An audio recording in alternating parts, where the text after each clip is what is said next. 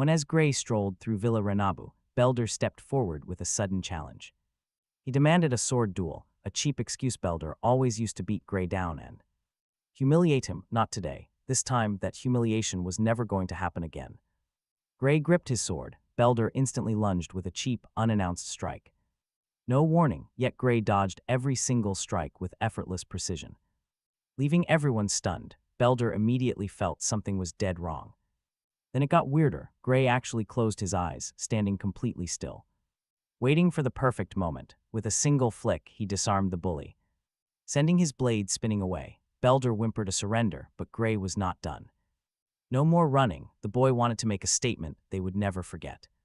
He swung his sword down with heavy, terrifying force, but do not worry, it was just a light graze. Gray is no monster, he just wanted to teach him a lesson. With a sharp slap from the flat of his blade, he sent Belder flying into the dirt, to the shocked onlookers and especially to the bully. This once helpless target suddenly looked like the most dangerous threat in the room.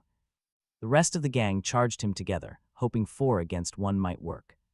It did not. Moments later, all 4 were groaning on the ground with heads ringing from a blur of strikes. Gray stared them down, making it perfectly clear.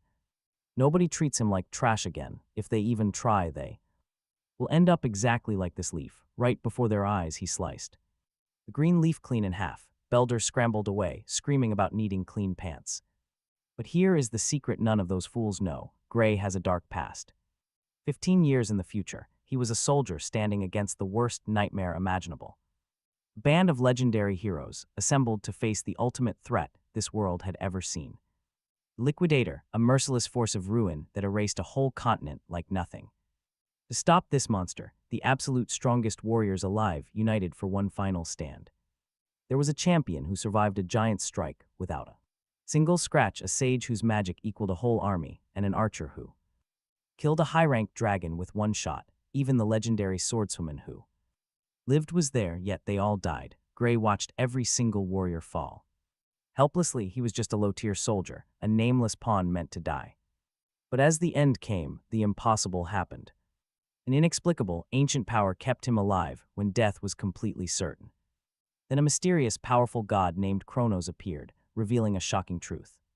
Gray actually possessed a force far stronger than the Liquidator itself, but there was a catch: he had no control. Still, Gray was thrown straight back in, holding a black sword crackling with red lightning, and charged the beast. He actually drew blood, something the legendary heroes failed to do. But even that miracle strike was not enough to stop the god of ruin.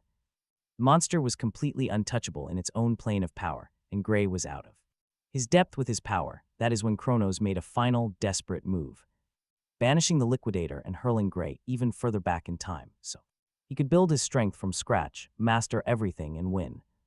Next thing he knew, Gray woke up in Villa Renabu, 15 years before the catastrophe. And it was right here, in those first precious moments of his regression, that Gray crossed paths with Belder and his gang. Honestly, we all know how that went. With all 4 of them on the dirt begging for mercy, Gray sheathed his blade. Looking at Belder, he had one simple request: a referral to the Shin Sura dojo. Entering the world's top academy was his dream, and this humiliated bully was the perfect ticket. Belder sprinted to the dojo to recommend him. Once inside, the bully asked Gray about his motives. Why was he so obsessed with this dojo? Gray explained his plan.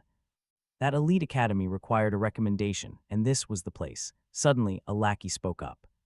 Why go to school, he muttered, since Gray was already strong enough. But Gray knew better. His current level was far from perfect. He was nowhere near ready. After all, even the world's strongest warriors failed. Defeating the Liquidator had proven impossible, even with his black swordsman powers active. He couldn't even scratch that monster. How much stronger did he have to get? To actually defeat him seemed impossible, yet some clues finally started to appear. He was ready to chase down every Lud, back then, for just a fleeting second. For a brief moment, he had felt a dark power. He could control it. He had to master the holy swordsman's style. Had he only trained harder back then, pushed his limits under those exact same brutal conditions, things would be different.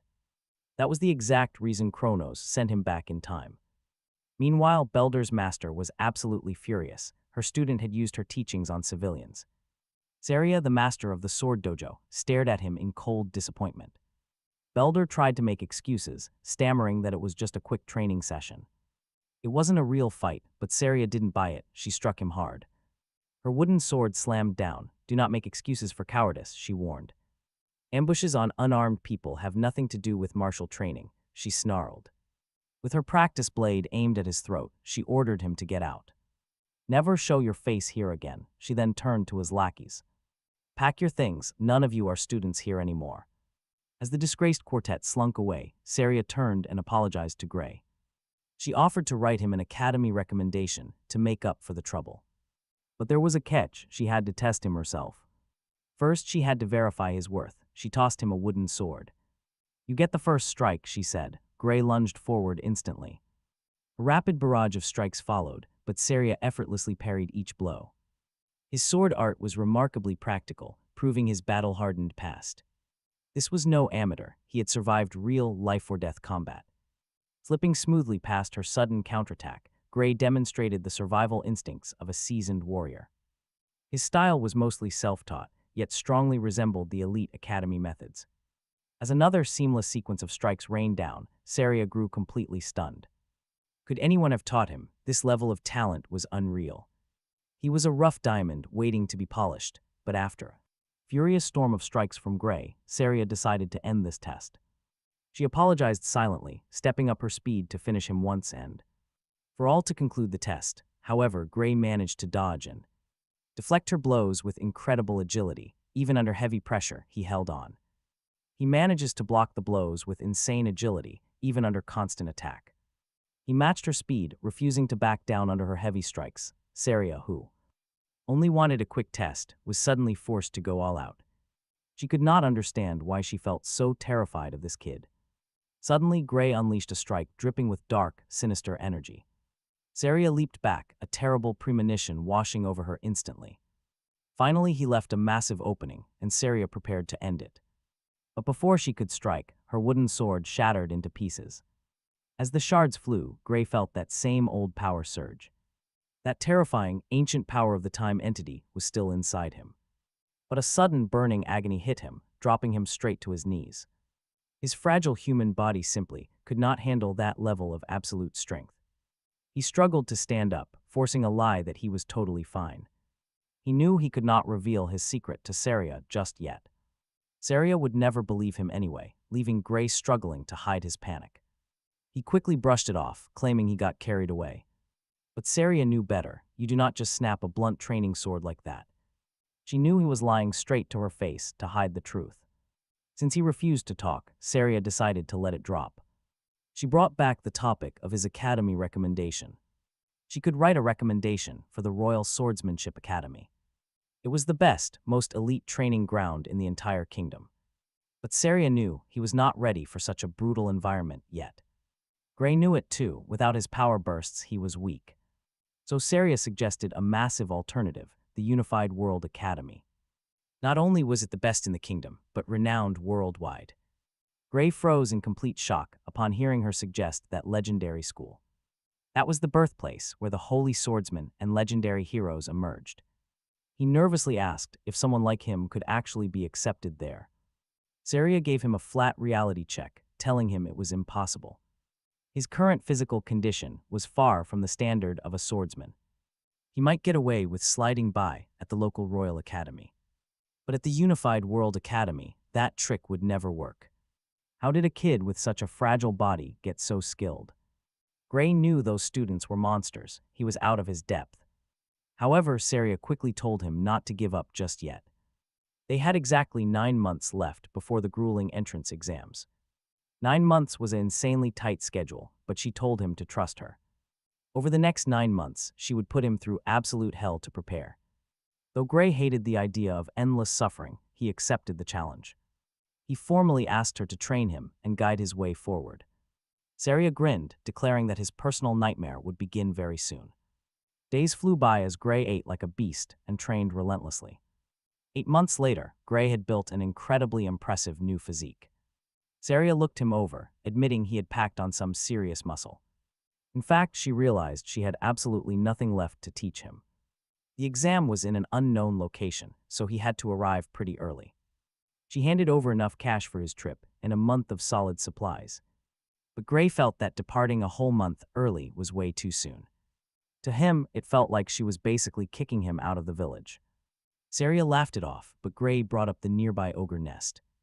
He pointed out their lack of guards, hoping she would listen. His master confirmed the threat, but insisted they were perfectly safe. She told him to focus on his exam and leave without worries. But Gray knew better, and he saw right through her comforting lie. No help would reach them, and Saria would soon lose her life. In the tragic future, they would say she died fighting completely alone. Gray thanked her and prepared to leave, keeping his thoughts to himself. His master waved him off, promising she would pray for his success. But that exact night, Saria secretly slipped away toward the dark ogre nest. She had tracked their lair using a scout's secret report. Sitting in a tree nearby, Gray asked where his master was going. Saria froze in shock, demanding to know why he was still here. He pressed her about the royal soldiers she claimed were coming. She had promised the army was already handling the monster nest. Saria lied again, claiming some sudden emergency kept the troops away. Regardless, she insisted that she could handle the entire thing alone. According to the scout's report, the nest was led by an elite chief. 45 monsters lurked inside the nest, but Saria believed she would still win. Despite the incredible danger, she stubbornly claimed she would survive. Gray knew a single elite ogre was not actually that strong. Their real threat came from their high intelligence and coordinated tactics. Fighting 45 of them alone was a total suicide mission. If he just left the village now, she would surely be destroyed. He had already witnessed that tragic future with his own eyes. So he demanded that his master take him along. Stubbornly, Saria insisted on handling the monster nest entirely by herself. Gray argued he needed real combat experience and promised to stay safe. Besides, she could not even defeat him in their training spars anymore. He definitely would not be holding her back in battle.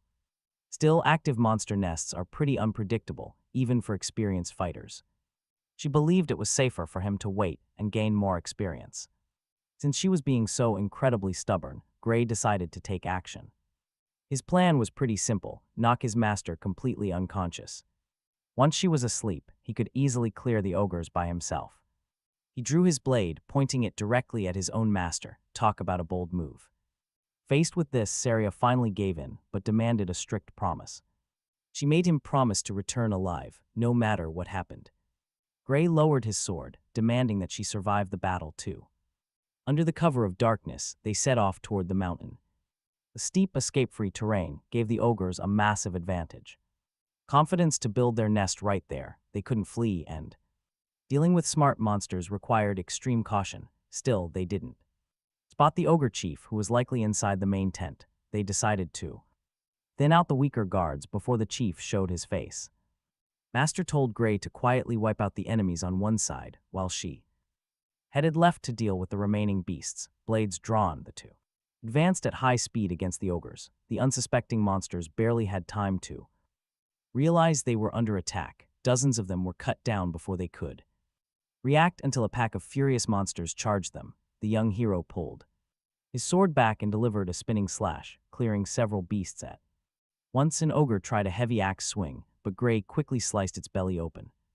Meanwhile, Saria easily sliced through several beasts without taking a single scratch. Within minutes, Gray and Saria had cleared out all the basic monsters in the area. Saria asked Gray if this was his first time in actual combat, but he just told her to stay sharp. Honestly, the whole setup felt wrong because the monsters were way too weak. Saria could easily solo these guys, especially given their fragile bodies, unless some terrifying beast was waiting inside that tent. Upon looking closer and spotting glowing red eyes in the dark, Gray gasped.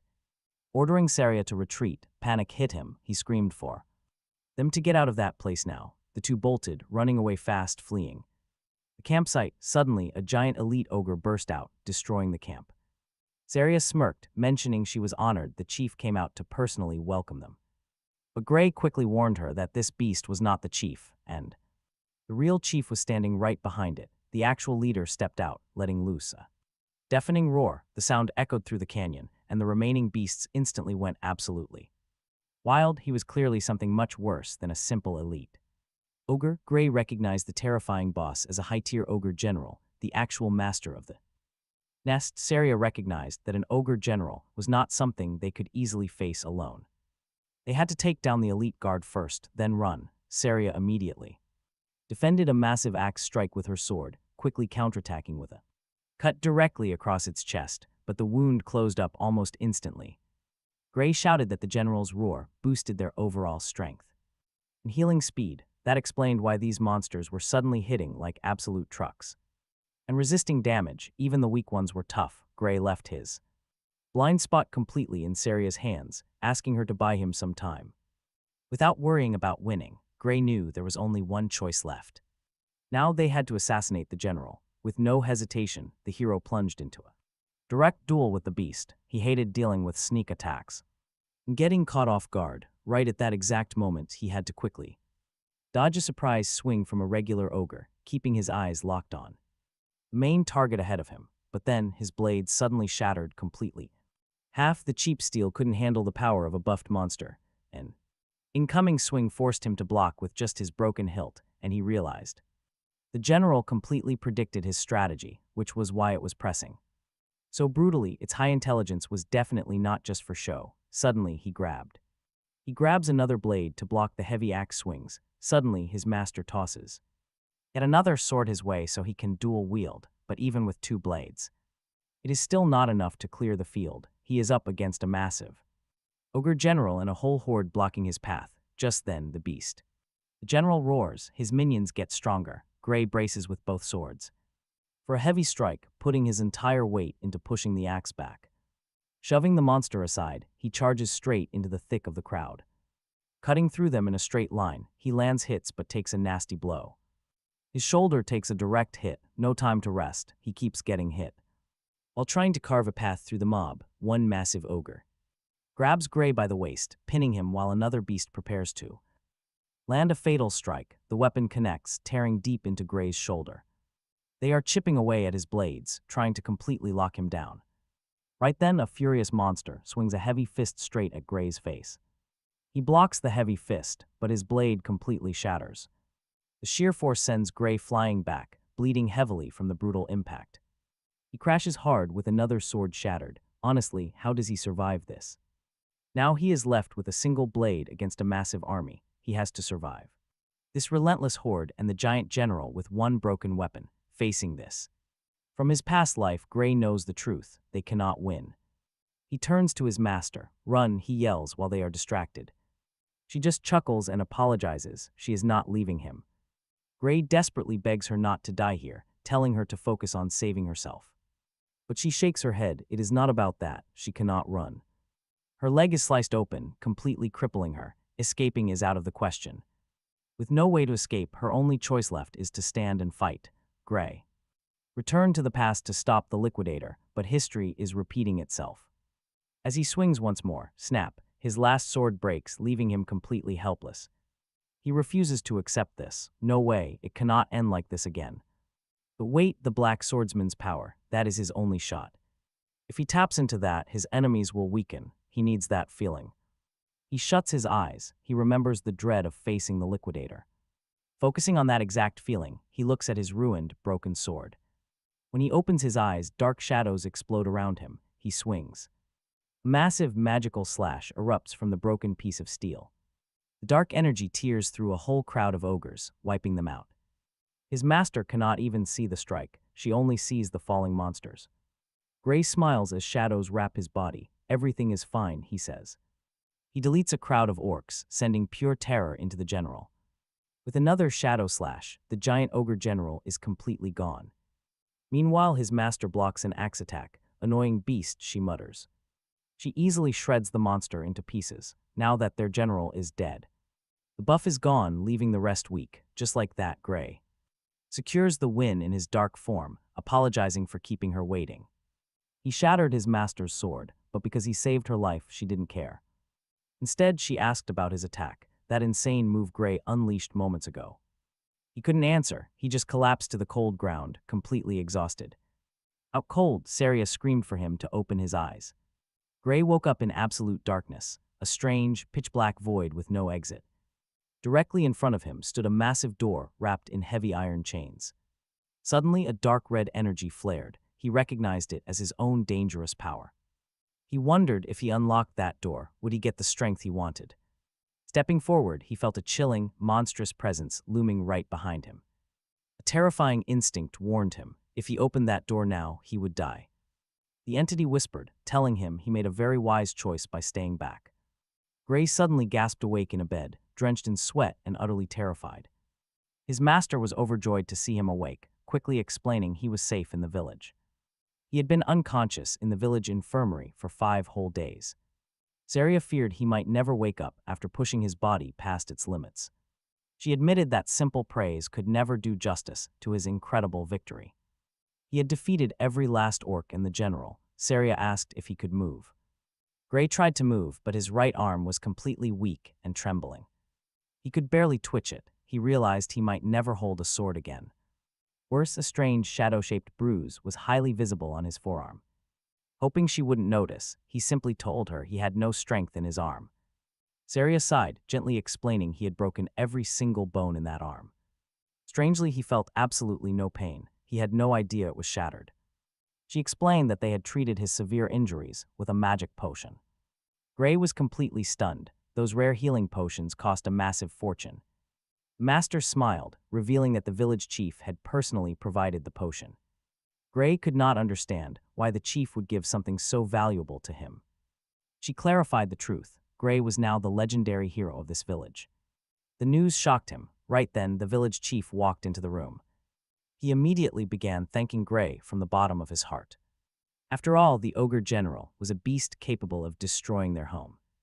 No neighboring forces would have ever arrived in time to save them. Without Gray stepping up to eliminate the threat, they would have been doomed. The village would be gone, so he gifted the potion as thanks. It was the least he could do for the savior of their people. Gray silently thought the chief was exaggerating his role in all of this. But the old man assured him there was absolutely no exaggeration in his words. Gray knew he was right. In his past life, this village was destroyed.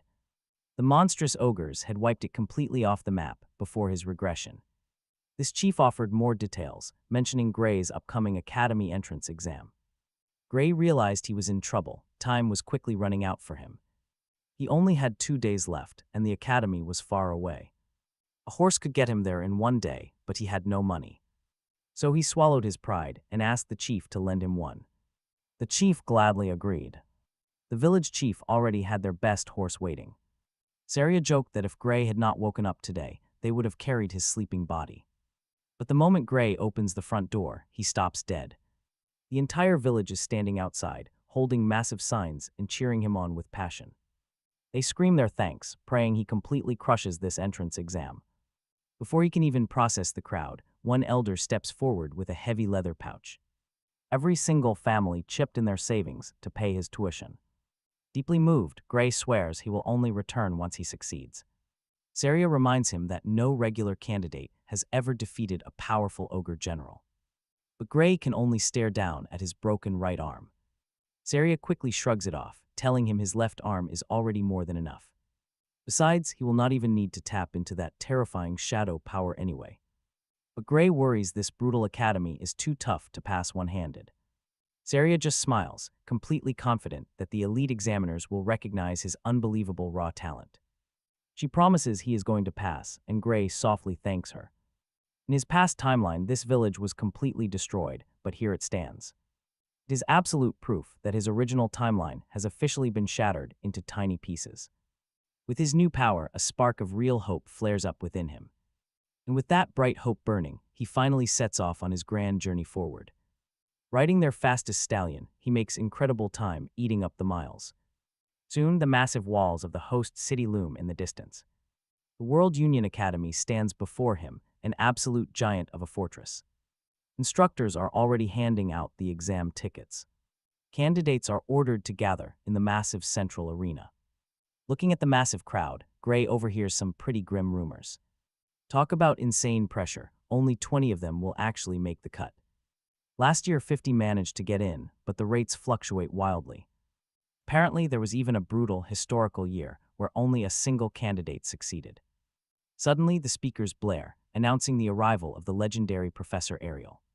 She commands everyone to pick up the blank sheets of paper.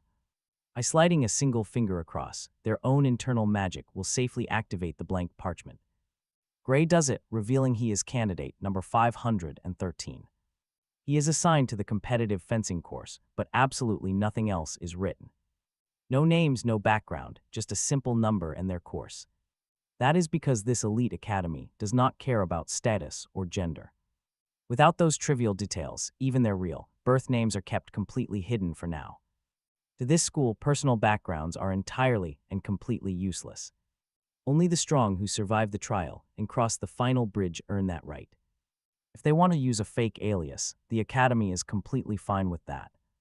Strangely, Gray is assigned to fencing even though his actual sword is sitting back at the inn.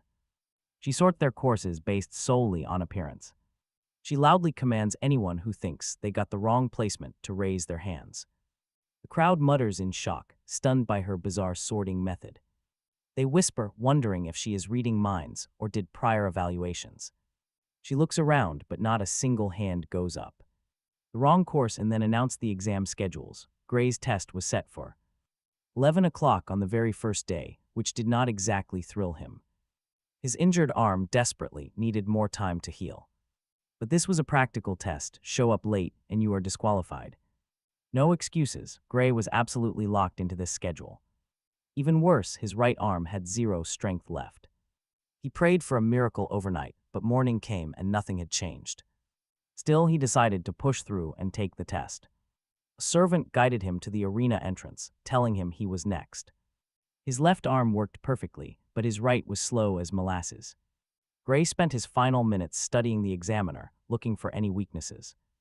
Just then, a massive brute charged forward like an angry bull. He swung a massive, heavy blow directly at the examiner with glasses. The examiner casually slipped past, letting the heavy blade slam the dirt. "I am not done yet," the brute roared, wrenching his sword free. He lunged again, bringing the blade down with everything he had. But the examiner blocked the strike effortlessly with a much thinner sword. The brute was stunned that he could not break the thin defense. Instantly, the examiner shattered his guard with a sudden burst of power. The giant's weapon flew away as he crashed hard onto the floor. Fight over, the bruised challenger gathered his weapon and walked away. Watching from the side, Gray felt his stomach drop. This seemed impossible. The examiner called out candidate number 513, and Gray stepped up. Facing a guy who just effortlessly wrecked a giant was incredibly daunting. Especially since he did it using only one arm, the examiner gestured for Gray. First strike, even if things looked grim, Gray decided to give it his absolute best, charging head first. His master's words suddenly echoed in his mind. Do not just swing with your arms, channel your entire body through the blade. Even with his right side severely weakened, he could still do this. Gray shifted the momentum through other muscles, releasing a lightning-fast strike. The examiner barely dodged it. Of course, this was not his usual style. Fighting without full strength is a whole different ballgame compared to practice. As Gray wound up with his left hand, the examiner lunged forward. He aimed right for the opening, but to Gray, the strike felt incredibly slow. He easily read the path of the oncoming blade and blocked it cleanly. The examiner definitely had power, but his actual speed was absolutely nothing compared to Gray's master, trusting his training. He knew he could make up for his physical weakness. He launched a direct assault, pressing forward with a sudden burst of speed. The examiner seemed sluggish, clearly struggling to keep up with Gray. Shock washed over his face. Honestly, Gray had highly overestimated his opponent. He was not invincible. Gray remembered his master telling him he would win. She was right, their weapons crashed, and the ringing steel echoed everywhere. Gray skillfully forced the examiner's blade upward, creating a massive opening. Victory was right there. This fight was as good as won. Against the examiner's swordsmanship, the gap in power was massive, and he simply couldn't break the opponent's guard. After all, winning with one hand was never easy, especially with only one good hand. But then, Gray noticed the examiner's movements getting sloppy. Rhythm was completely shot. Dodging a blow, Gray prepared his final counterattack. He stood completely still, waiting for the examiner to commit. To strike, suddenly, the instructor unleashed a heavy downward swing, leaving his front completely wide open, sidestepping the attack at the very last second. Gray spotted the flaw. That massive, predictable swing left the instructor's back wide open. At this point, the raw gap in their power didn't even matter. Slipping right behind the examiner, Gray had a lethal surprise ready to unleash. But right as he prepared to land that clean strike, the match was suddenly cut short. To Gray, this call felt way too early. A loud voice announced that the exam's official time limit had run out. So the match ended in a draw. Gray was pretty bummed about missing out on a real win, especially since his final strike was completely set up. Staring down, Gray knew he gave it everything, but things were still going to be incredibly tough for him since he failed to actually defeat the instructor. Resolving to come back next year with a fully healed arm, Gray looked up at the Grand Coliseum and quietly gave thanks. 1 week later, the higher-ups gathered at the World Union Academy, where an old man asked for everyone's final thoughts on the candidates now that the testing had wrapped up. Board members agreed that their joint evaluation system worked pretty well.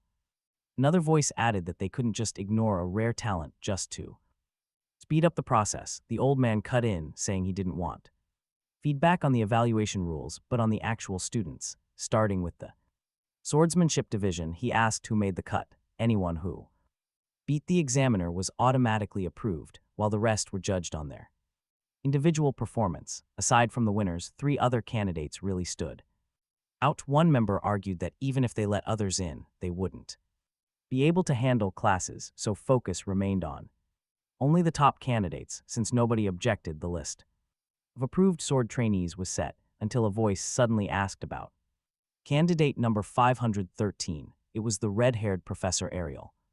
Speaking up, the board quickly opened the students' battle video and smiled. They felt totally sure he was winning. But needing traps to beat the instructor raised serious doubts about his admission. They noted that while he had plenty of technique, he heavily lacked the physical strength, looking entirely outmatched from start to finish of the duel. Because of this, they decided to reject candidate number 513, but Ariel felt it was a total tragedy that even watching together, they completely missed something vital.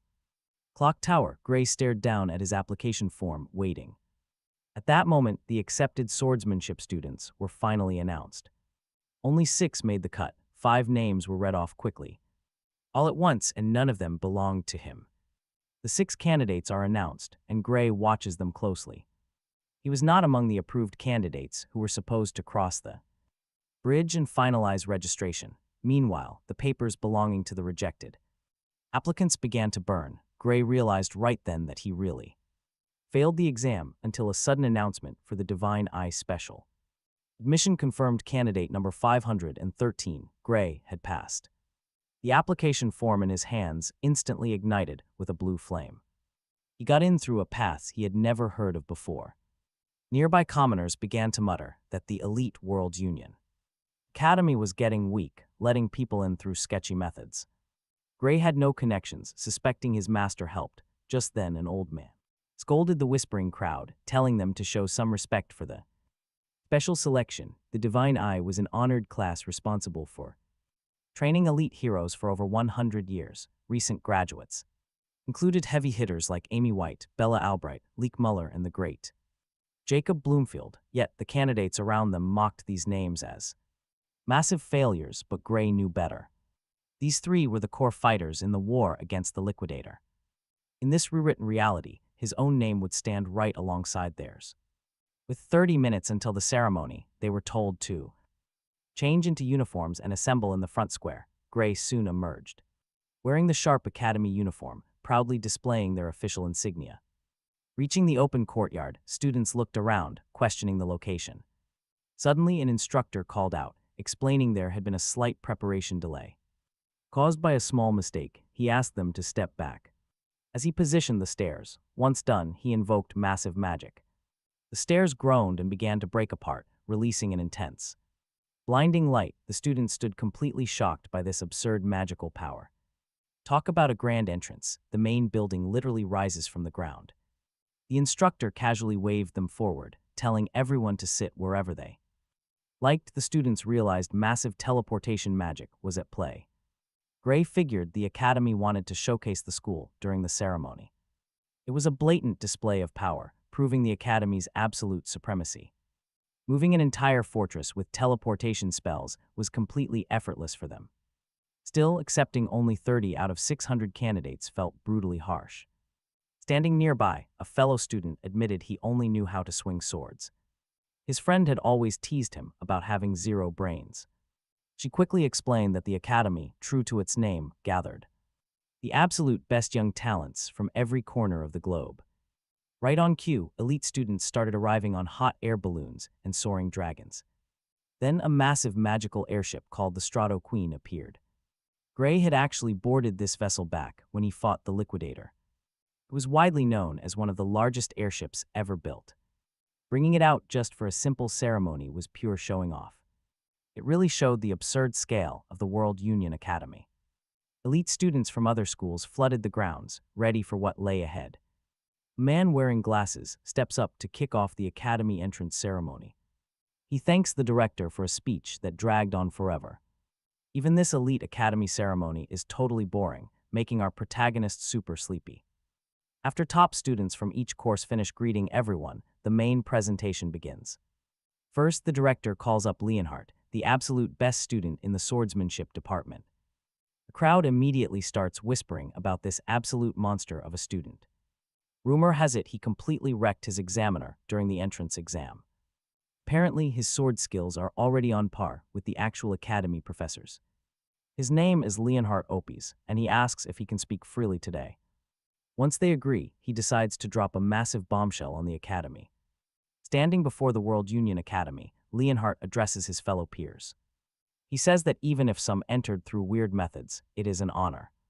He is glad to stand beside them, but then things take a sharp turn. To actually save the world, he claims they must work together as one unit. He looks forward to achieving great things alongside these prestigious elite students. But right after that, Leonhardt drops a cold, harsh truth.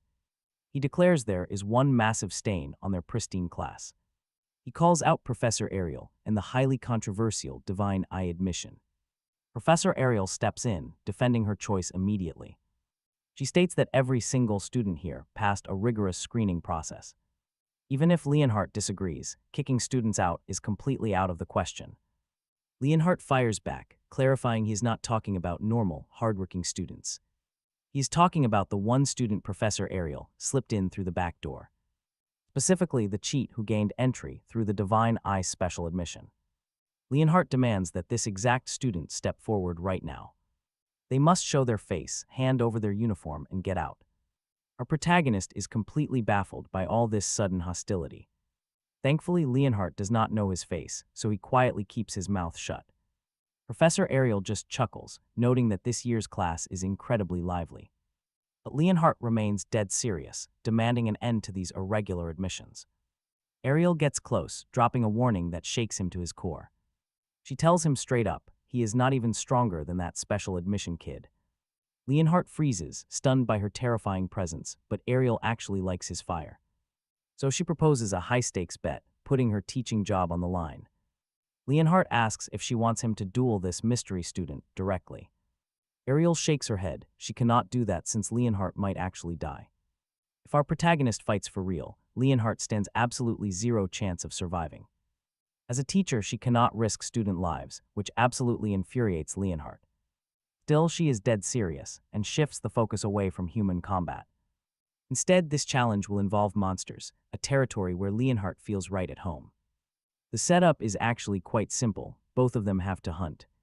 They will target a specific monster chosen by Ariel herself, round by round. The beasts get deadlier each time, and the slowest slayer gets eliminated. If our protagonist fails first, Ariel will immediately pack her bags and resign. But if Leonhardt loses, he has to face some pretty serious consequences. Obey any of her commands. First, Leonhardt wanted to know what monsters they would actually have to hunt. He was confident, but not stupid. Risk was still risk. Ariel offered a completely different deal. Her first proposed target was none other than an ogre general. Hearing that, Leonhardt slammed his fist down. No way could he ever face an ogre general alone. Professor Ariel clarified she wanted him to defeat it, but with a full year to prepare, Leonhardt shot back if 1 year of training made slaying such monsters easy, humanity wouldn't be suffering. He demanded another target, repeating that if a monster of that level was easily defeated with simple training, the world wouldn't have so many problems, but Ariel had one more shocking condition to present. If the fight ended in a draw, Leonhardt would win. But if the special admission student failed to defeat the beast, she would resign and Gray would be expelled. Talk about high stakes. Asked about it, Leonhardt replied that the deal was pure madness. She knew he had no other options. Still, Leonhardt had conditions. The ogre general couldn't be the final challenge, but he agreed. To sign the contract right now, without waiting, he grabbed the pen and signed the magical contract. He asked if the student could win. The other students watching the scene unfold couldn't believe their ears. Bet her entire career on a random kid, madness. They whispered she was way past her prime and would end up leaving the academy in disgrace. Gray wasn't happy either. That one-year deadline was obviously set up entirely for him. Had she been secretly watching him even before he enrolled? Looking back at all her bizarre demands, he realized the truth. His new professor was playing dirty. Talk about a brutal start. Soon after, their first magic theory class kicked off. The instructor knew they were surprised to get a lecture on day one. But here, no day was ever wasted, beginning with the absolute basics. He broke down how an unseen force called ether flows within everyone. Channeling this ether through magical pathways is how spells are cast. The professor admitted he probably didn't need to cover this if they already mastered magic. As the dry lecture finally wrapped up, Gray realized he had a much bigger problem on his hands. He was stuck in the exact same class as the formidable Leonhardt. He prayed Leonhardt wouldn't find out his secret identity.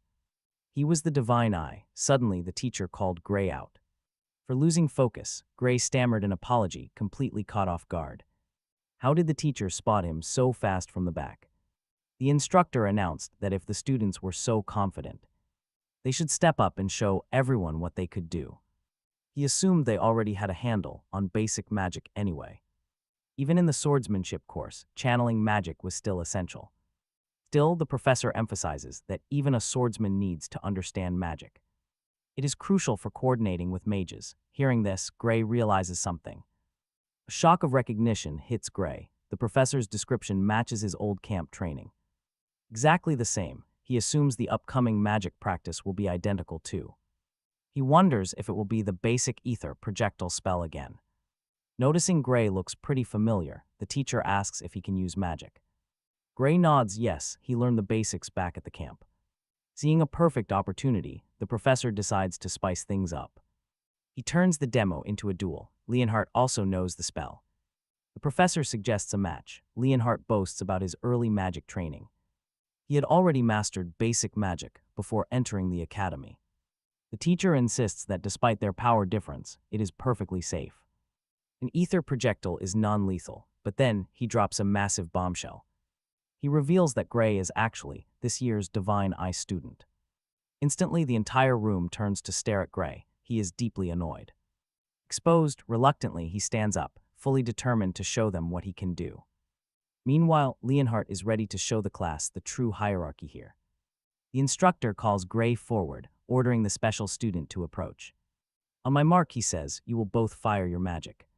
Gray is honestly pretty nervous. He only practiced this on the battlefield. He only trained a few days. Getting hurt is a real worry. The start signal rings out. Leonhardt immediately begins gathering his magic.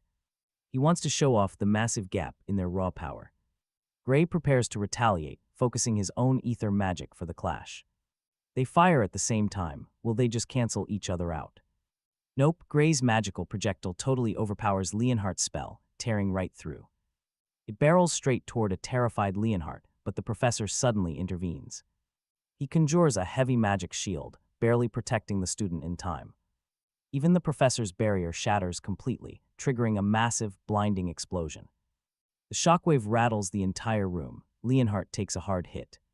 The professor rushes to his side, making sure the boy is still breathing. He is fine, but the barrier barely saved him from a lethal blow. The classroom erupts. How on earth did Gray manage such an insane feat? Actually, Gray is just confused. He thought his spell was pretty weak. He wonders if the squad's ether projectile is somehow a totally different magic. He genuinely believed everyone else was casting their magic exactly like this. The professor explains that Gray's projectile is on a completely different level. It is not normal ether. This is highly compressed, volatile magic. Super compressed ether. nobody in this room has ever heard of such a thing. Even top-tier instructors struggle to form this, but Gray did it flawlessly. The professor admits he has never seen such an overwhelmingly strong projectile before. It is a rare skill that absolutely nobody in the academy can replicate. Suddenly, everyone understands. The divine eyes made the right choice by accepting him. But Gray still suspects a mistake. He is utterly baffled by the fuss. As far as he knows, every single rookie in his squad did this. They were basically mocking him, even though he genuinely believed anyone could pull off a feat like that. All it took was practice. The professor chuckled, offering Gray a transfer to the magic course. He offered a personal recommendation, but Gray flatly refused. He rejected the transfer. Still, the professor kept analyzing Gray's incredible feat. The boy had successfully compressed ether, creating highly concentrated energy. To do this so young made him an unparalleled prodigy, even by academy standards. He declared that whoever claimed Gray lacked talent was completely blind. They knew nothing. The classroom fell quiet, shocked by the professor's rare praise. He rarely spoke this much to a student, but the professor wasn't done yet. He declared that letting Gray ignore magic would be an absolute crime against the world. Meanwhile, Gray quietly recalled the history of this technique. In ancient times, the truth was unknown. Compressed ether was actually life force. His old mentor had explained that casting magic was incredibly tough. You had to compress ether inside your own body before releasing it. But in the future, this technique would be viewed with total disdain. So Gray asked the professor if he knew about OD. The master's puzzled reaction made it completely obvious to him. This era still had absolutely no knowledge of how OD actually functioned in battle. Everything he learned in the subjugation squad was actually advanced knowledge from the far future. He needed to be extremely careful about who he shared this information with. Reaffirming his deep passion for the sword, Gray firmly declined the magic course again. Respecting his choice, the professor told him he could visit his office anytime. Should he ever change his mind, as Gray sat down, the professor spoke up. He declared that he wouldn't scold Gray anymore for not paying attention in class. The lectures were far too basic for him, so he was free to leave whenever. The other students couldn't believe their ears, and Leonhardt was especially stunned. This completely flipped Leonhardt's attitude. Later, Professor Ariel sent Gray a message. She requested to see him in her office after class, which got Gray thinking. He figured Carlos from the fencing course had filed a complaint against him, and that Professor Ariel would probably urge him to change his courses. But the second he stepped inside the room, an unexpected attack came his way. A sharp blade lunged right at him, but he easily deflected the dangerous strike. His body reacted on pure instinct against his attacker, a striking blue-haired girl. He felt like he had seen her somewhere before. Right then, Ariel spoke up. She confirmed her suspicions about Gray. Apparently, Bella had not held back at all. Yet Gray's counter had been absolutely flawless. Gray quickly recognized his attacker. It was Bella Albright, the sorceress. Ariel immediately mocked the other professors present. She told them to resign if they couldn't even read the situation. They couldn't tell if Bella held back. The defeated professors quickly conceded. They handed over coins to Professor Ariel, who gladly accepted her winnings. It turned out they were betting on whether Gray could block that surprise strike. She tossed a gold coin to Gray, but the observing professors noticed something else. He hadn't used his dominant arm to defend, as if he were protecting a serious injury. They instantly whispered that his hidden wound might be far deeper than anyone realized. Gray was quietly stunned that the professors could deduce all of that so quickly. Ariel points out that any real professor needs that kind of sharp perception. Otherwise, they would not be teaching at the prestigious World Union Academy. She actually knew about Gray's injury since his very first admission exam. That was her reason for making the bet before dismissing the group. The other faculty members acknowledge his raw potential, but issue a stern warning. If Gray does not heal quickly, he will be kicked out immediately. Once they are left alone, Ariel shifts the topic straight to magic. Word got out that Gray compressed ether during Professor Carlos's recent class. Carlos even begged to transfer the boy to his own magic division. But Ariel turned him down, believing Gray belongs on the sword path. She knows there is a deeper secret behind his incredible ether compression. Realizing she sees right through him, Gray decides to play it straight. She demands to know his trick, promising total secrecy and a reward. The Turns out her curiosity is actually tied to a student named Bella Albright. Gray holds back from calling Bella a witch, avoiding a massive misunderstanding. Ariel explains that Bella is a theoretical genius who fails in actual practice. For some bizarre reason, she simply cannot compress ether at all. Gray already knew about this flaw, and the pieces finally clicked together. He does not use normal methods to handle super, compressed ether anyway. You can actually bypass the physical compression process entirely. This means Bella would avoid being sent to the infamous Professor Bradley. Gray freezes in absolute shock at the mention of Varian Bradley. Everyone in the magical community knows his name, and for terrible reasons. This maniac conducted twisted human experiments that left a trail of bodies. In the original timeline, he triggers catastrophes that wipe out thousands. As history's worst magical criminal, he is still running completely free. Ariel explains that if Bella cannot master this technique very soon, she will be sent to Bradley for surgery, leaving Gray completely horrified. Calling it a surgery is just a sick cover for human experimentation. They claim it boosts magic, but it is just torture in disguise. It is not public yet, but Ariel knows Bradley has already killed patients. The prospect terrifies Bella, but expulsion is her only other option. She will be kicked out of school if she fails to produce it. Ariel would honestly rather see Bella expelled than mutilated by that doctor. No one in this current era is supposed to know about Bradley's crimes.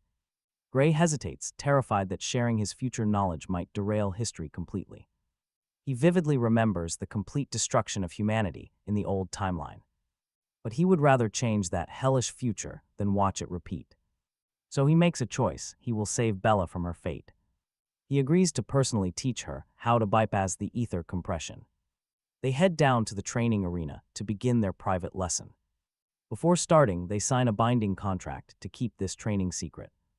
Afterward, Gray asks both Bella and Ariel what they think of it. Ariel is absolutely blown away by the incredible depth of his magic. Gray shared his deep knowledge, and Bella found the explanation incredibly concise. Everything was so organized, it felt like a magic class from the future. To her, Gray's explanation advanced magic by 100 years, but in reality, all his knowledge came from a lecture Bella herself would deliver 10 years in the future. However, Gray kept that secret. Meanwhile, there was too much complex data for Professor Ariel to actually verify if it was true, but Bella believed there was a high chance it was true because nothing contradicted current theory. Besides, the fastest way to know for sure was simply to test it out right now, and if everything Gray said was real, this spell would work. Bella prepared her staff to unleash her magical force. Suddenly, Gray recalled a rumor about Bella that her true strength could burn a city to ashes. Worse yet, she reportedly had zero control over her power. As she channeled her mana, a blinding light flashed before exploding. The blast was so devastating it literally made Gray scream in terror. He was caught right in the crossfire of her massive firestorm. The power was overwhelming, and if she had not reined it in, Gray would have died. Flames even started creeping up his arm. Before stopping just in time, Bella was thrilled to finally manage to control her ether exactly as Gray taught her. Right then, a massive dragon burst from her staff, which she found quite amusing, but her mana was completely depleted, and she collapsed to the floor unconscious. Professor Ariel explained she fainted simply from total magical exhaustion. Still, it was incredible that Bella conjured such magic so quickly. Even while passed out, Bella muttered a soft reply, saying, "The compressed ether theory deserved the credit, not her, but that brilliant theory did not actually belong to Gray, but to her future self." In a different timeline, Ariel pointed out that with this new compressed magic, Bella no longer needed the dangerous surgery. She was relieved they avoided that risky surgery with Bradley, keeping Bella safe from losing total control of her powers. Ariel then explained that the surgery boosts magic output but completely destroys control. Its exact inner workings were a secret, but it apparently broke the strength of a person's limiter. That is why ancient sorceresses could never control their immense power back then. In any case, thanks to Gray, Bella could finally use compressed ether and fulfill the terms of the contract. Now, it was Ariel's turn to deliver on her promises. She prepared to use her magic on Gray's arm to heal his deep wound, casting a spell as glowing butterflies began to float Towards his arm, within moments, his right arm returned to full normal movement. Gray thanked her warmly, since even high-tier potions could not restore it. Ariel asked him not to compare her magic to cheap, ordinary potions, then asked Gray to swing his sword. To check his movement, without hesitation, Gray unsheathed his sword from its. He slides the blade back into its sheath, testing a few lightning-fast strikes. But something is off. His arm just isn't moving like it used to. Healing the nerves was easy, but magic cannot fix a wounded soul. Professor Ariel admits that modern magic still hasn't proven souls even exist. Still, she knows they do. After all, her secret eye sees everything. Right now, she can see Gray's soul slowly repairing itself on its own. It just needs rest. Gray instantly figures he should hold off on training. But the professor tells him to keep practicing his swordsmanship like normal. She's dying to know what kind of style can slice a soul. Besides, there is a legendary style that actually uses the soul to fight. Ariel drops a name. Does he know a girl named Amy White? Right now, she is a nobody, but she is destined to become the Sword Saint. Ariel noticed that Gray's movements look almost identical to Amy's specific style. Yet there is a tiny difference. Gray's actual teacher was even better. He knows that the future Amy will eventually match his master's insane level. For now, Gray lies, claiming he learned everything at a local hometown dojo. Then he quickly pivots, trying to steer the conversation away from himself. He asks if swordsmanship can really cause physical damage to a human soul. Ariel shakes her head. Normal swordplay could never do something like this. She looks at him close, asking if he drew from that strange power. Gray freezes, realizing her glowing eye can see right through his act. She can literally see the massive energy leaking through his chained inner gate. He remembers that heavy door. Ariel isn't guessing, she actually saw it. There is absolutely no way she could have just made that up. Now here is the real kicker. Ariel has actually felt this terrifying aura before. Gray is stunned. Are there other mages out there with this same power? She says yes, though she isn't even sure if those things are actually human. She calls them liquidators, watching his face tighten as the name lands. He never expected anyone to mention that terrifying name so early in this timeline. Ariel is equally shocked that a mere academy student already knows the term. But then she remembers he carries memories from a dark, ruined future. To Gray, this is forbidden knowledge that absolutely nobody should know yet. She leans in, asking how much he really knows about these liquidators. Gray tells her straight, they are an existential threat to all mankind. They have to be hunted down and destroyed before they can manifest. Ariel agrees completely, but warns him that Bradley is already moving forward. Gray is tense. What does Bradley have to do with the liquidators? The professor drops the darkest truth, yet Bradley is trying to summon one. Gray is utterly horrified. He had no idea humans were behind their creation. In his original life, the threat was treated like a natural disaster. The Academy always seemed to miraculously predict exactly where they would strike. Now it all makes sense. They were the ones summoning them. Gray clenches his fists, demanding they shut down this insane experiment immediately. But Ariel sighs. The person running the project has the exact same rank. Without higher authority, she is completely powerless to force him to stop. Gray immediately asks who those superiors are, the ones she tried to warn. But Ariel admits she has zero authority to reveal those names to him. Without a direct command from the absolute top, no one can stop this. He realizes the Academy's leadership is completely out of reach. Their influence runs deeper than he ever could have guessed. Still, the fact that Bradley is a dangerous criminal should change things. In his past life, that mad professor's illegal research killed dozens of women. Gray knows the exact location where those horrific experiments took place. He points out exactly where Bradley is currently running his illegal lab.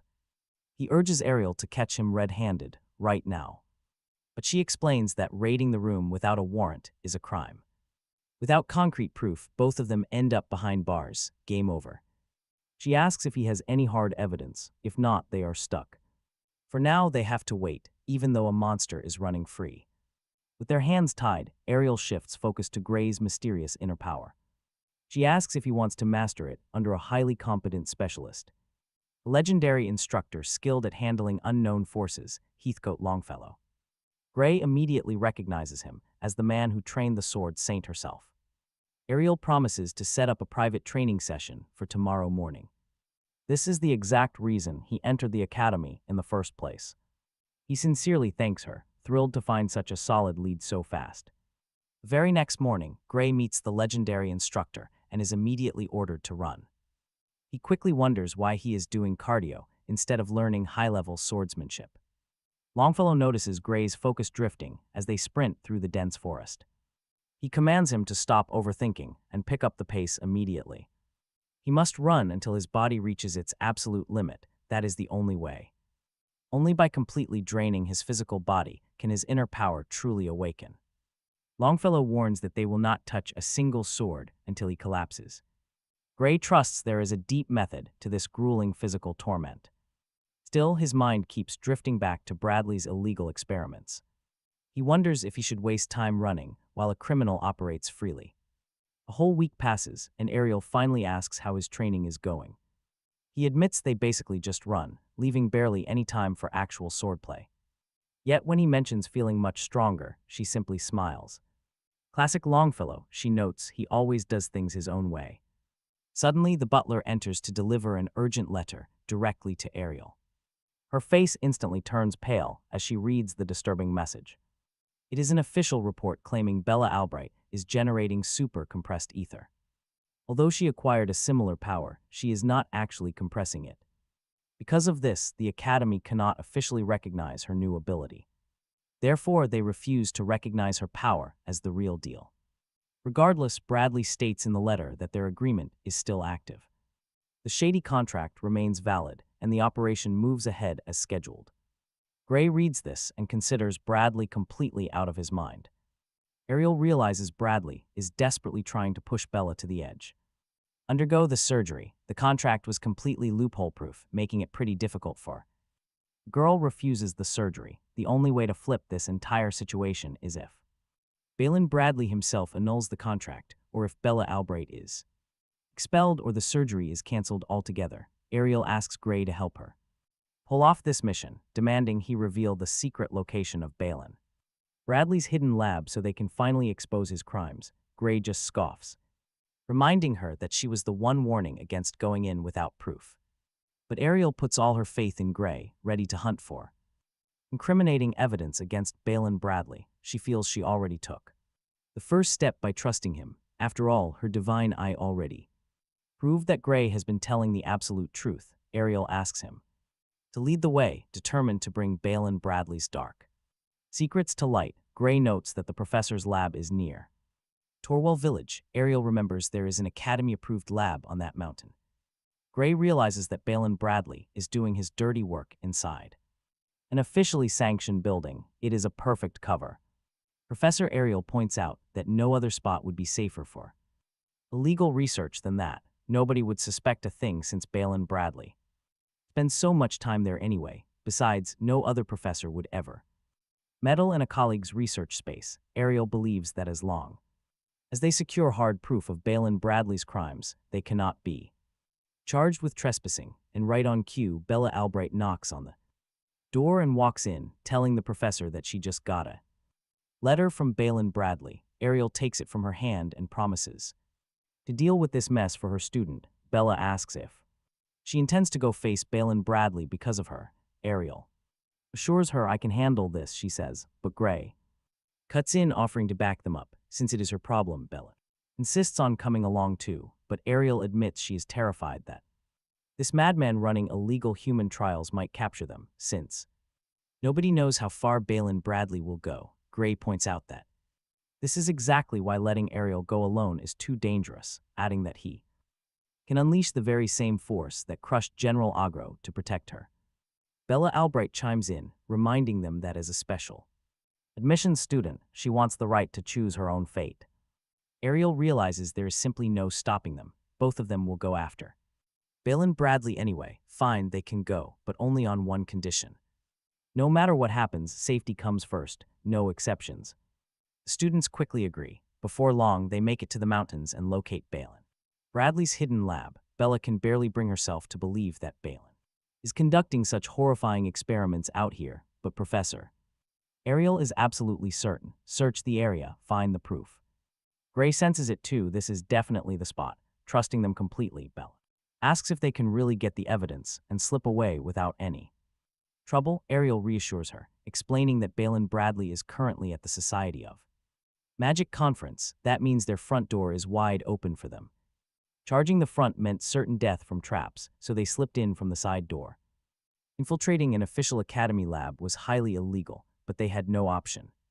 Absolute necessity, Ariel offered Bella a clean way out. If she felt uncomfortable, Bella stood firm she would see this through.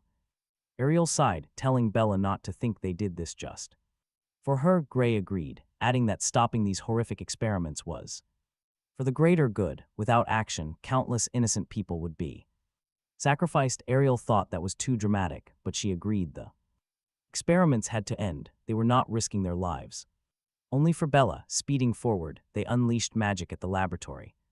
They bombarded Balin Bradley's lab with massive magic spells, triggering a blast right at the doors. Clear the traps, they blew a giant hole straight through the wall and froze at the horrifying sight. Several people were starving in cages. Ariel whispered that finding solid evidence would be totally easy, no effort required at all. A quick look was enough to spot 14 forbidden spells, which by themselves were a severe offense. Even worse, the illegal human testing was an absolute atrocity. Right in the middle of the room, an eerie altar stood there, covered in candles and glowing magic circles. Their plan was to grab the proof and run, but they wonder if they should rescue the captives immediately. Gray warns that they must move fast because Balin Bradley might return at any moment, but right then, the sinister professor himself steps from the shadows, shocking them all. Ariel demands what unfolded at the conference. Balin Bradley smugly explains he sent a decoy his place for a crucial experiment inside this lab. Watch out for him, he boasts about securing brand new research materials for his gruesome tests. His goal is to use them while they are still breathing, but his plans change when he spots 3 perfect intruders inside his hidden lab. He already wanted test subjects with far higher magical talent than normal peasants. He doesn't care how they found his secret lab, because he is absolutely certain that nobody else knows they are here tonight. If they all suddenly vanished, no one would ever suspect him. He is going to use them as new lab rats, using their lives to push the boundaries of magic. Since he cannot let them walk out alive, he might as well use them well. Suddenly, a burst of powerful magic strikes. Bella Albright fires a spell from her staff, triggering a massive explosion. Balin Bradley effortlessly shields himself and laughs, calling her magic absolutely magnificent. He boasts that Ariel's divine eye still has incredible power. He realizes the Academy's special admission student has insane potential and wants to study these divine eye users closely. He is not bothered by her cheap attack, but amused that an Academy student is trying to kill her own professor. She missed her only chance. Now he will end her himself. Instantly, Ariel orders them to fall back immediately since they got the proof. The Academy can handle everything else from here, but Balin Bradley gathers dark magic, refusing to let them escape this room alive. He fires a shadow blast, which Ariel blocks with her. Behind the barrier, Bella thanks the professor. She thought she was done for. But Balin Bradley just sneers. He boasts that this devouring flame is his ultimate creation. It spawns a sinister fire, a magic designed specifically to feed on defense spells, using it as fuel to grow even stronger, though this technique is quite hard to conjure. He calls it invincible. Professor Ariel desperately struggles to hold her ground, but it is just too complex, and her barrier starts to crack. The flames seep through. Panicking, Ariel begs Bella Albright to take the spell memory bag straight to Gray. Once Heathcote sees it, he will definitely understand everything. So as the barrier is about to completely shatter, Bella unleashes her own defensive magic. Ariel desperately screams at her to get out of there immediately. But Bella refuses to move. She sees the professor's ward failing and begs her to leave the rest to her. Ariel remembers the promise they once made to prioritize survival. She warns that Balin Bradley's magic is completely abnormal, meaning standard defensive wards are useless. Suddenly, Ariel's barrier completely implodes. The professor offers to buy some time, but Bella steps forward to face the threat instead. She casts another protective spell, confidently stating that everything is under control. She just needed a different style of defensive magic to block his attack. It is not even that strong, but the anti-magic theory behind it is supposed to be a secret. Still, Bella calmly admits that Someone recently taught her that exact theory. This news drives Balian insane, and he demands to know the traitor who exposed his spell. He promises that if she confesses the name, he will kill her quickly. Bella solemnly replies that it is a secret, but she drops a hint, revealing that her teacher was actually a student from the fencing course. She smiles, remembering the brilliant tactics Gray had personally designed for her. Realizing she is just playing with him, Balian snaps completely. He pulls out a dark crystal, swearing to burn them alive, and trust me, he means it. The moment he crushes it, howling, tormented souls surge toward our heroes. These agonizing spirits seek to consume them, morphing into raging, living flames. Suddenly they merge together, creating a colossal, terrifying beast. A gigantic black flame erupts. Gray asks if Bella is okay, and she assures him. The shield will hold, however, her mana reserves are dangerously close to empty. Bella urges Gray to attack Balian while she focuses entirely on defense. Meanwhile, Professor Ariel activates her divine eye to spot an opening. She spots a weaker section in the flames and prepares to strike. Ariel channels her mana directly through the outer edge of Bella's barrier, unleashing a concentrated blast straight at Balian's blind spot. Crackling lightning surges forward. Balian easily spots her desperate counterattack. But the bolts vanish before they can touch him. Gray remembers that Ariel has the weakest offensive magic of all the instructors. Worse, Balian's flame actually absorbs and feeds on her magical energy. Exhausted, Bella begins to stumble as her mana completely bottoms out. This was exactly why Ariel had insisted they run in the first place. Gray realizes that retreating was far better for them right now than staying here and letting all three of them get completely wiped out. He stood firm against Balian Bradley, refusing to lay any blame on Ariel. Still, she urged him to seal that dangerous power before it destroyed him. Gray swallowed hard, giving a quiet nod of understanding. Just then, Bella Albright muttered that she couldn't detect a single speck of ether. To her, labeling a force this massive as ordinary magic felt totally ridiculous. That was exactly why Ariel wanted her to drop the matter entirely. No questions, no rumors. If Bella Albright couldn't keep this secret, her memories would be wiped clean. Sensing the danger, Bella quickly agreed and offered to sign a pledge. Ariel agreed, immediately summoning a glowing magical contract right between them. Both signed, done, but Gray's mind was elsewhere. Looking at the victims, he insisted they focus on saving these people. He realized the test subjects were just locked in a magically induced slumber. Though stable, they desperately needed to reach the Academy infirmary. Ariel obliged, weaving glowing magical cocoons to shelter their sleeping bodies. Safe for now, the trio turned back to explore this mountain laboratory. The horrific experiments conducted in these shadows were worse than they feared. Innocent lives were being sacrificed as mere fuel for dark research. They were either crafting raw catalysts or illegally boosting human limits. Strangely, Ariel saw zero traces of the legendary Liquidator anywhere around here. Gray frowned. This very facility was supposed to be ground zero for a massive tragedy. How could simple catalyst manufacturing wipe out tens of thousands of innocent lives? Then the dark truth hit him hard. The horror from his past life wasn't magic, but toxic underground miasma. He stood frozen, lost in the dread of this sudden realization. The girls watched him, sensing the sudden chill in the room. Gray warned them that the real threat lay directly beneath their feet. Searching revealed nothing, but Ariel's divine eye caught a faint shimmer. Channeling her ocular skill, she peered straight through the stone floor. There it was, unmistakable traces of short-range teleportation magic. A hidden chamber lay, sealed exactly 300 meters straight down. Gray asked if they could make the jump. Ariel confidently nodded. She prepared to mimic the signature, weaving her own teleportation circle. As the magic flared, she offered one final warning. If the destination was completely empty, they would land on solid bedrock. Light flashed, they dropped right into an impossible subterranean world. None of them expected a massive cavern hidden deep beneath the earth. Dense, overwhelming ether pressed in on them from every single direction. Right in the center stood a looming, bizarre focal structure. It leaked pure ether alongside an entirely foreign, terrifyingly dark energy. This was the most overwhelming force Ariel had ever felt. Gray knew instantly this was the raw power of the Liquidator. Stepping closer to the central structure, they found a heavily sealed door. A lit pentagram surrounded the entrance, pulsing with dark, raw power. But the Liquidator was missing, prompting Ariel to slowly knock. Albright asks if it is actually safe to mess with it, but Professor Ariel tells her to. Relax. Ariel throws open the door, claiming it holds absolutely no power. The door was only set up as a mere symbol for a ritual that is not even running yet. Ariel explains that the real power does not live in the door, but in the magic circles surrounding it. Right on cue, one of those magic circles begins spitting sparks. Then the whole magic circle flares up with an intense, blinding glow.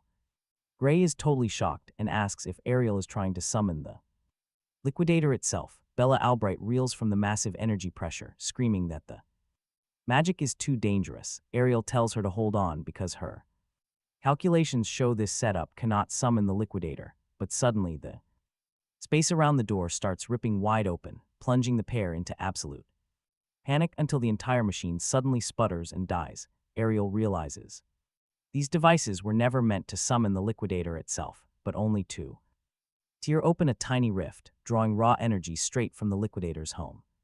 And the cores used to trap this energy, they probably came from human lives. Ariel notes that about 10 souls were already used, a horrific process requiring brutal sacrifices. She guesses most of the people they saw upstairs were harvested as fuel for this ritual. Bella Albright wonders why they would go to such extremes to harvest this power and what their final goal is. Ariel explains that the black flame they just fought, along with the strengthening crystal, serve as a rough prototype for the final weapon. Those flames when they are fully perfected, but this conduit is not limited to just fire. Mass-producing this would unleash completely unpredictable chaos. Right then, the glowing rifts in the doorway slowly start to fade away. The hunter asks if Bradley was actually trying to summon the Liquidator after all. Ariel cannot say for sure, but he definitely failed because his spatial circles pushed past their limits. That was likely the absolute most they could manage. Bella Albright points out that this spatial folding tech is priceless because she has never witnessed anything this advanced. Ariel agrees, noting that building one of these machines would easily drain an entire nation's yearly budget. With 8 of them here, Ariel suspects a massive, shadowy organization is funding this whole project. Bella Albright immediately suspects the powerful Discar Empire, but Ariel shakes her head. Even as the largest country on Earth, the Empire lacks the advanced research capabilities needed to synthesize a crystal like this. Instead, she suspects a group with research that vastly outclasses the Empire. The hunter throws out a name, the famous World Union Academy. Ariel agrees, pointing out that no other group could afford this massive scale. Bella Albright is shocked. The idea of the Academy being behind this is completely insane. They are supposed to protect humanity from threats, not make them. Ariel completely understands her disbelief, but points out that nobody else could pull this off. Still, the hunter argues that this does not mean the whole Academy is evil. Most of them might still be on their side in this fight. He reminds them of a crucial detail. Before the universe was completely rewritten, the Academy elites were the ones fighting against the Liquidator. Subjugation teams kept fighting, protecting civilians until the very end. Witnessing this future, the hunter cannot believe the Academy is humanity's enemy. Ariel claims most of the Academy's staff work for humanity, refusing to permit horrific experiments that sacrifice innocent lives. Still, the Academy is massive. They hide countless researchers and facilities nobody in this world knows about.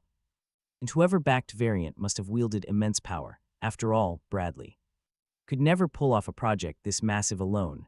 Bella Albright asks if they truly cannot trust the Academy, and Ariel replies she has watched them from the inside for decades. She states that it is not a safe organization. After all, most people inside genuinely believe they are acting in humanity's best interest, and those behind this sick experiment have convinced themselves it is for the greater good. The dark truth remains buried right before them. The hunter asks if they can find the mastermind behind everything, but Ariel sees no trace of communication devices, nor any lingering magic from the spellcaster, proving the cleanup was total. Just as Ariel finishes her sentence, the entire facility begins to detonate, shocking everyone. Ariel realizes they rigged a self-destruct mechanism that detonated the lab the moment Bradley escaped. Their plan was likely to lure Investigators inside to blow them to pieces. Talk about ruthless. Now, Bella. Albright screams for everyone to run as everything falls apart. Ariel keeps her cool, reminding them these are just magical explosives.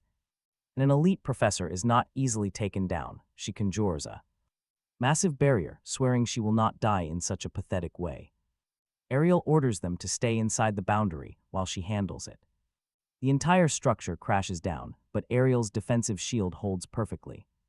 Within seconds, they are completely teleported out of the wreckage, along with all the survivors. Every single captive makes it out alive. Bella Albright and the hunter genuinely thought this was the end. The spell was sluggish due to the heavy load, but Ariel pulled off a miracle. Now she knows the Academy cannot ignore this evidence. The very next day, Ariel confronts the Academy's board of directors. They calmly state that all rescued victims are currently recovering. Inside the school's medical wing, the head director even thanks them for shutting down Variant Bradley's rogue operations, a Rodrin. Alexandro brings up the rare magical machinery Bradley used, stating, each machine costs more than a whole nation's yearly budget. To make it worse, there were 8, which Varin could never buy. Alone, Alexandro confirms they are actually stolen military-grade products. Hijacked mid-transport, costing 78 guards their lives. Ariel and the group are shocked to realize these brutal crimes point directly back to their own leaders. Ariel wouldn't be surprised if the traitors are inside the Academy itself, with no easy way to root them out. Ariel and her group are furious, realizing these monsters might walk away completely untouched, even if. Back inside the Academy walls, Ariel couldn't help but voice her frustration. She argued that under this system, normal rookies never stood a chance. Director Alexandro countered that even dangerous criminals could get admitted and trained. Bella found that utterly absurd. She wanted them punished. Alexandro quietly replied that the higher-ups simply didn't see it that way. He reminded Bella that even though he was a director, they were all just underlings. Sure, he might be the Academy's public face, but his actual power was virtually non-existent. To uncover the true masterminds, they simply needed to become much stronger. The more they proved themselves, the deeper they could dig into those secrets. They would earn the right to uncover the institution's dark, hidden mysteries. And although he named no names, there was an influential veteran pulling the strings. Hearing this, Gray immediately set his sights on surpassing this mysterious veteran. If he could eclipse their power, he could finally rewrite the Academy's corrupt rules. Director Alexandro reiterated that raw power was the only currency that mattered here, which made it highly unusual that Ariel stood no chance against Varin Bradley. Yet he knew one of those students had somehow managed to eliminate Varin Bradley. He admitted the divine eye was sharp, eager to see the monster she would train next. Later, our hero, Gray, walked down the quiet corridor, noticing the strange marks on his back. He realized that since strength ruled this academy, he had to play by their rules. To eventually crush the Liquidator, he needed to uncover whatever lay behind this school. For now, the absolute priority was to train and get stronger.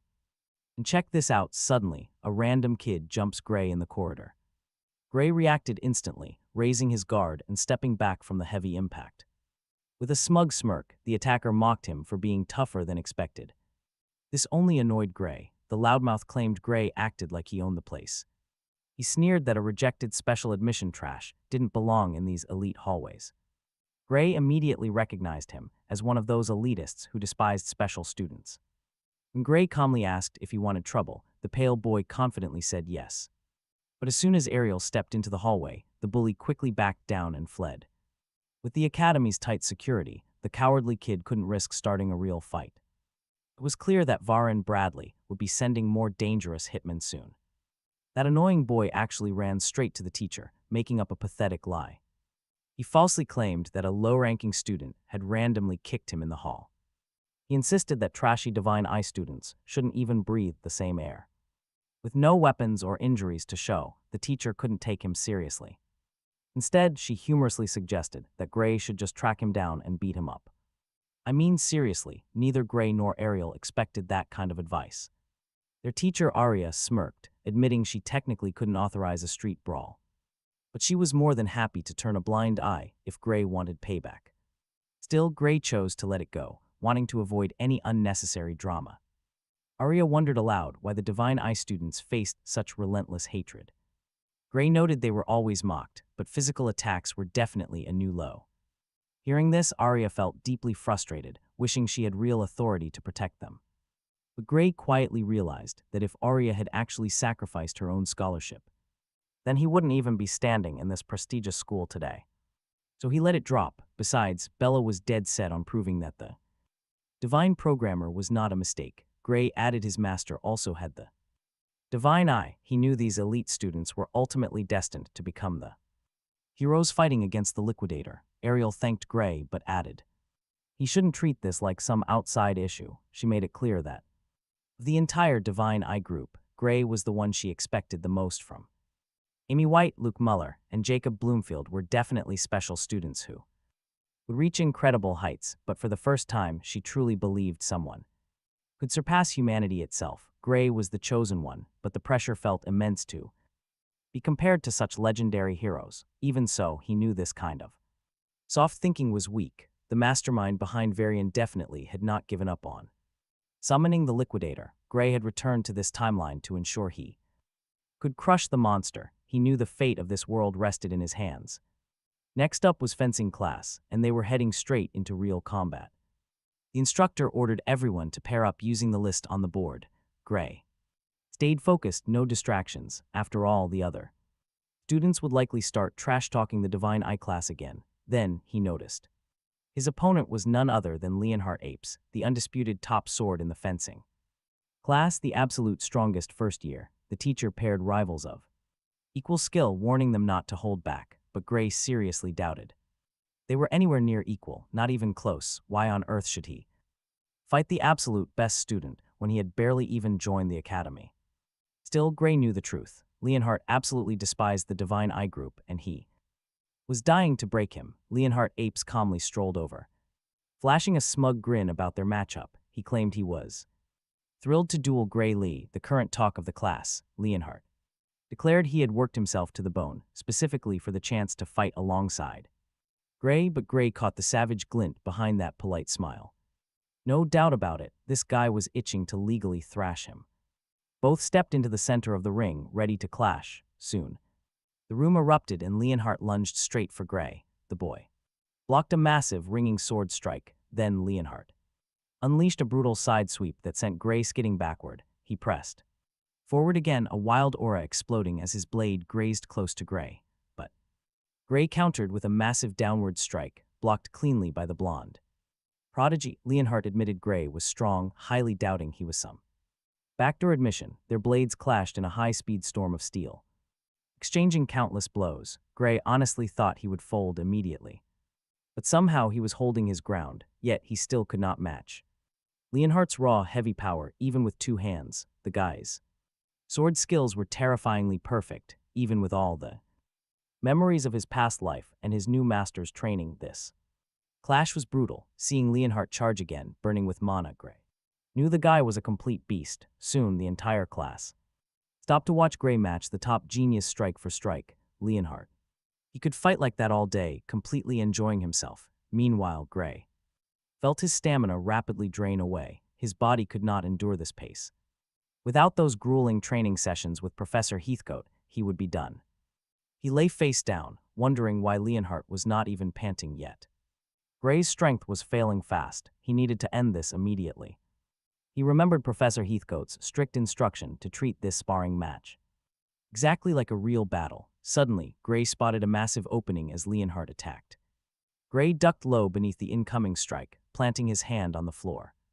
Using the ground for leverage, he threw a sudden, heavy sweep kick. The strike took his rival off his feet. Leonhardt stared in shock. Nobody expected Gray to fight with such ruthless realism. Still, the top student refused to lose. In a flash, both pointed their blades directly at each other's throats. Professor Heathcote declared a draw, but Leonhardt instantly disagreed. In the final second, Gray only swung his weapon while Leonhardt had the perfect opportunity to pierce his chest, since it was a simulation.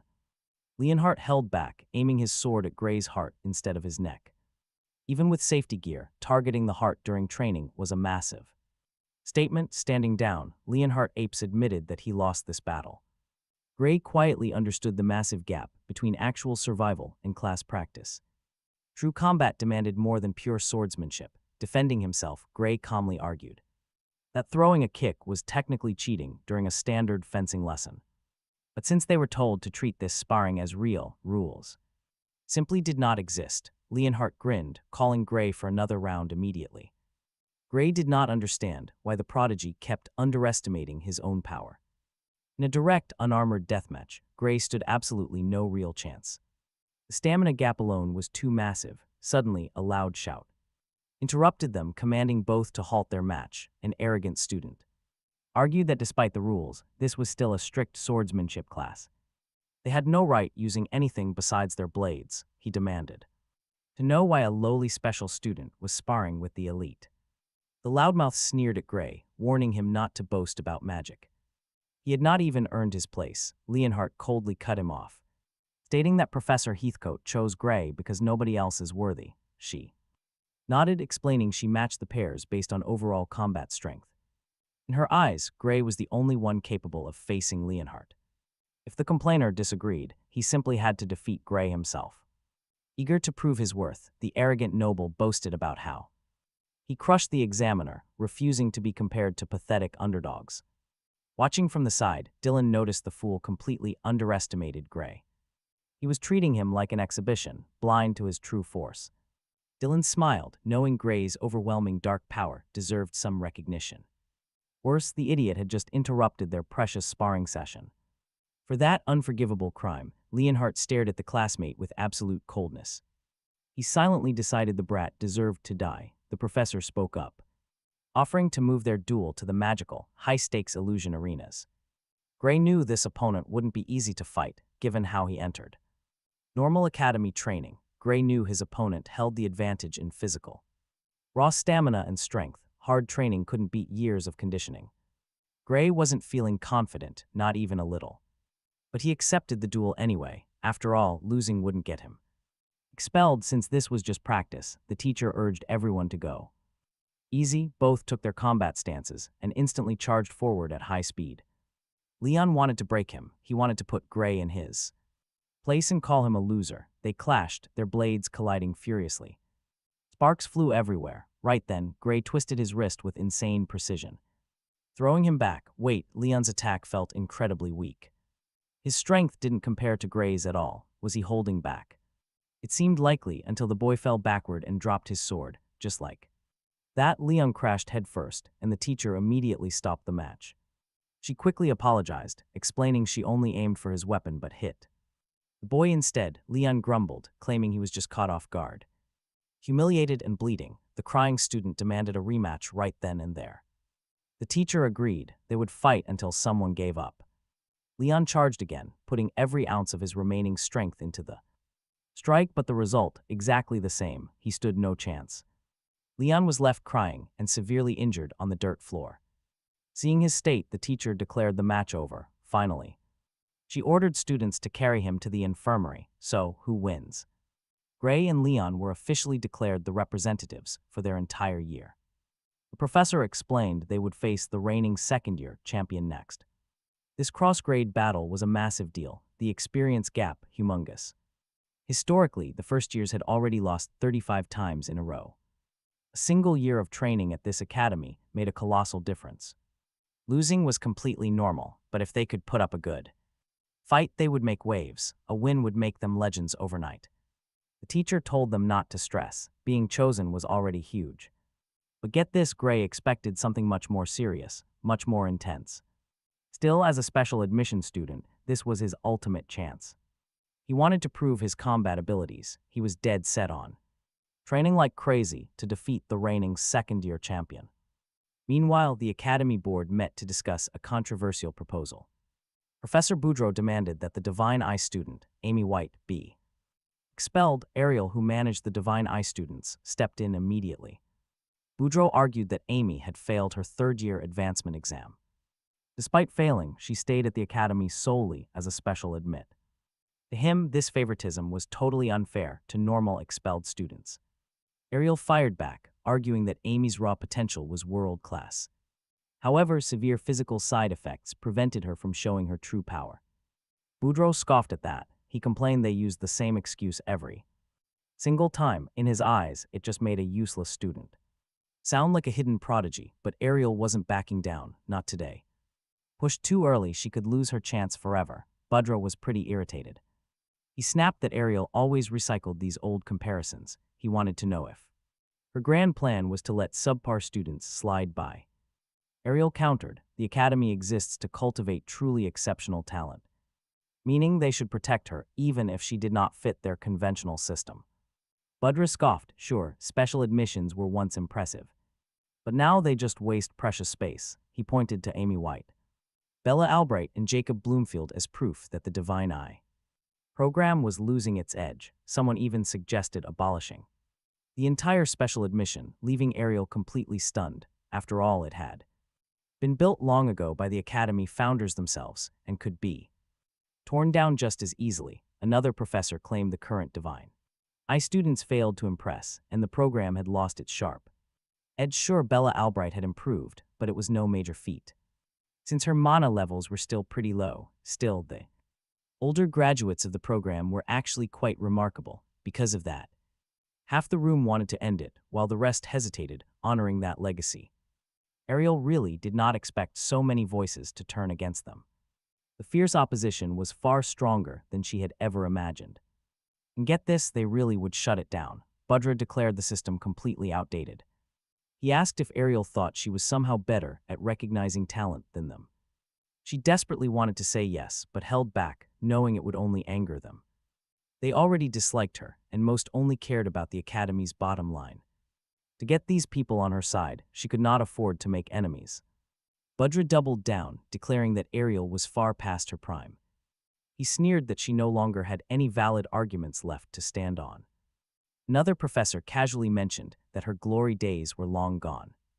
The board argued that Professor Ariel should probably call it quits and retire before she ruined her legacy. They sneered that if she wanted to play favorites, she should go start her own school. They laughed, saying she would be lucky to find anyone to follow her dying program. Ariel stayed quiet, knowing she could still recognize raw, genuine talent.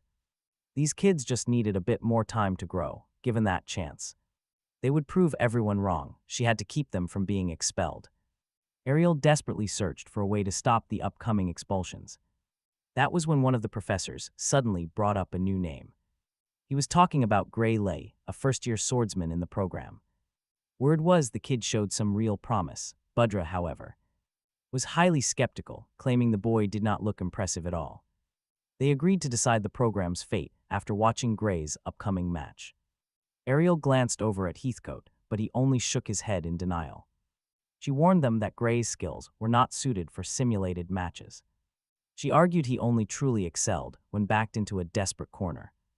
This only made the professor furious. He snapped back that if a student cannot perform in basic training, they will be completely useless in real combat. Ariel got defensive. They didn't understand Gray's unique style. It didn't fit normal swordsmanship. Seeing no progress, Alexandro ended the meeting. Still, he agreed that watching this Divine Eye student fight made sense. The entire program's survival now rested on how Gray performed today. The meeting adjourned. Boudreaux was absolutely thrilled for the upcoming clash. Ariel felt completely helpless. Heathcote immediately noticed her deep discouragement. Deep down, Ariel knew Gray's raw style was not made for simulated matches. He still needed time. What they expected was completely unreasonable. Still, she desperately hoped he could help these kids reach their world-class potential. More than anything, she wanted him to protect these special students. And just like that, the day of the showdown finally arrived. The arena buzzed. The first and second years prepared to clash. First up was Leonhardt, the top freshman, alongside the elite sophomore Lionel Hartman. Then they introduced the first-year challenger, Gray Lei, who stepped forward. And finally, his opponent, the terrifying second-year Diebel Rudartle. Gray immediately recognized him. He was the jerk who kicked him earlier. High in the stands, the academy professors gathered to watch the showdown. Leonhardt was utterly confused, wondering why so many faculty members had shown up. Even the top sophomore noted that this kind of turnout was completely unprecedented.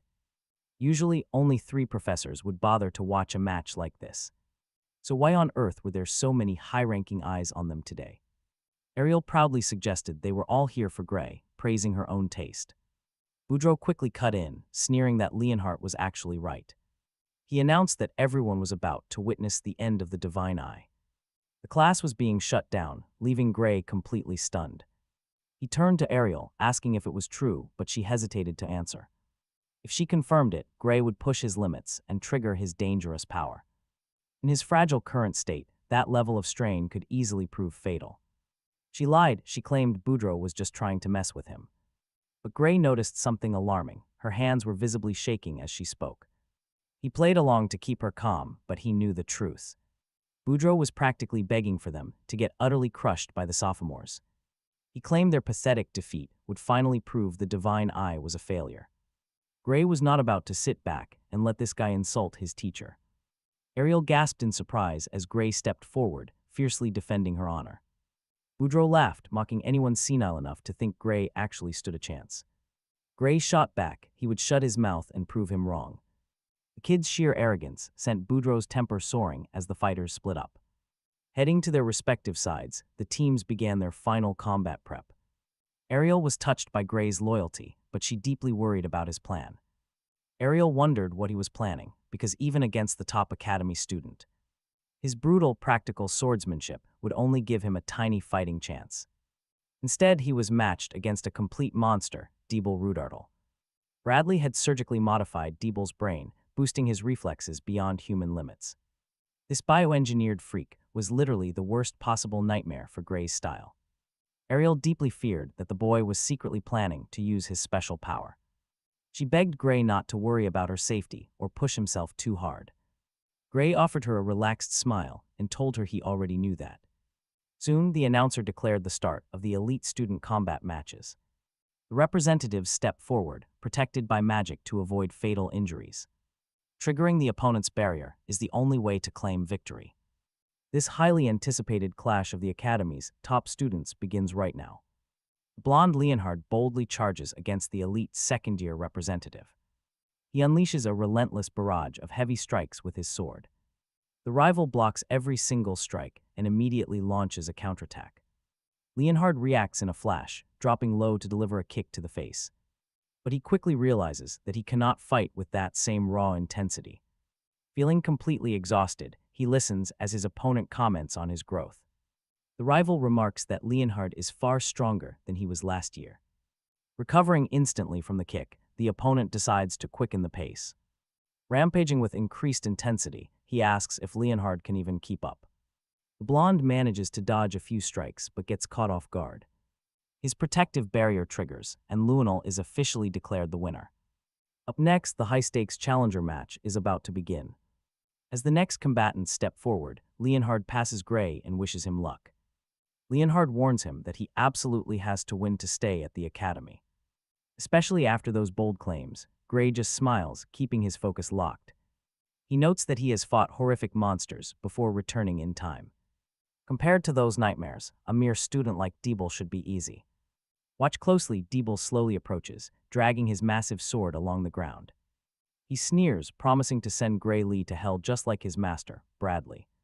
With the match officially underway, Gray immediately charges straight at his opponent. Their blades collide with immense force, sending a massive shower of sparks flying. The heavy impact blows Gray back. Suddenly, his right arm begins to tremble. Ariel had noted his reflexes were enhanced, but this raw power gap is massive. Feeling this overwhelming difference, Gray realizes his usual tricks won't work. None of his standard tactics can stop this sinister, heavy-handed opponent. Desperate for a way to win, his mind drifts to his secret power. But Ariel strictly warned him never to activate it, no matter what happens. Winning this tournament is crucial, but it is certainly not worth his life. That deadly ability could literally kill him, and the arena shields might break. He risks not only destroying the shield, but completely obliterating his opponent. Right then, Diebel charges forward to deliver another crushing blow. Determined to secure his spot, Gray prepares to risk everything without killing him. Suddenly, Diebel drops low, unleashing an incredibly heavy sweep of his blade. Gray barely blocks the strike and immediately attempts a quick counterattack. He manages to parry another strike, but the physical strain is immense. Diebel's raw speed and physical strength are clearly on another level. Worse yet, his opponent is not just strong, he has flawless technique. In fact, he is holding back. Gray looks closely at his opponent's face. Spotting a sinister smile and a malicious gaze, Deebly suddenly advances with his sword. It is a strike Gray cannot dodge, leaving him certain he will be hit. Even raising his sword defensively, Gray instantly realizes he will be too slow. He figures the enemy intentionally weaken the blow to force a desperate defense. From the stands, Teacher Ariel spots a purple power pulsating inside Deebly. This energy is heavily concentrated near his heart, pulsing on one side. This second-year class seems to have nasty personalities, bound to cause trouble. Gray is having a brutal time blocking the second-year students' vicious onslaught. Whispers spread that this struggle proves the special divine eye spot is worthless. Budra scoffs, arguing that keeping this weak special class only breeds chaos. They cannot just wait around forever for underperforming students to grow. The other spectators agree, praising Budra for prioritizing the academy's actual standards. Sensing real danger, Teacher Ariel demands they call off the match immediately. Budra mocks her, claiming a simple mock battle has no real risk. Another teacher chimes in, reminding everyone of the arena's defensive barrier. The protection spell automatically neutralizes any strike that might turn fatal. They can unleash their full power unless Ariel has another hidden agenda. Despite knowing about the protective ward, Ariel remains deeply worried for Gray. She knows it won't be enough to save him. Suddenly, dark mana erupts. A violent surge of malevolent purple mana explodes from Deebly. Pure darkness wraps around his weapon as he charges a devastating strike. He unleashes the blow, triggering an explosion that tears the arena apart. Even worse, the supposedly unbreakable defensive barrier is completely shattered. The shockwave nearly hits Budra, proving Ariel's warnings were entirely justified. Ariel is furious, realizing Bradley must have illegally implanted this dark magic. The spectator's shield blocks her, preventing her from casting her binding spell. She commands them to shut down the barrier and cancel the tournament. This is an absolute emergency. Ariel screams for Gray to run away. Intervening from the outside will take too long, but Gray stays put. Fleeing is useless, turning his back now means instant death. Panic screams fill the air as the entire Colosseum begins to crumble. Ariel shouts that support magic will take 30 seconds to reach him. It is a massive gamble, but she trusts Gray's hidden potential. She yells out, "Think of your body as an extension of your blade. Move in harmony with your power," she urges, as Gray frantically calculates. Somehow, Gray barely evades a lightning-fast, devastating strike, fueled by determination. His teacher's absolute trust pushes him forward. He must fuse with his blade. He focuses every ounce of concentration on becoming one with his weapon. As another dark strike rushes toward him, Gray stands completely still. The impact triggers a colossal explosion of raw mana, but then a flash. Gray erupts in a blazing red aura, instantly materializing behind his opponent. Deebly is completely blindsided. To Gray, everything suddenly slows to a crawl. His speed has reached an entirely new dimension, and he strikes. Everything slows down. Gray is moving with terrifying speed, striking first. He strikes his opponent from behind with a brutal sword blow straight to the face. But the opponent's protective barrier activates, saving him from the hit. Even so, the shield begins to splinter and shatter instantly.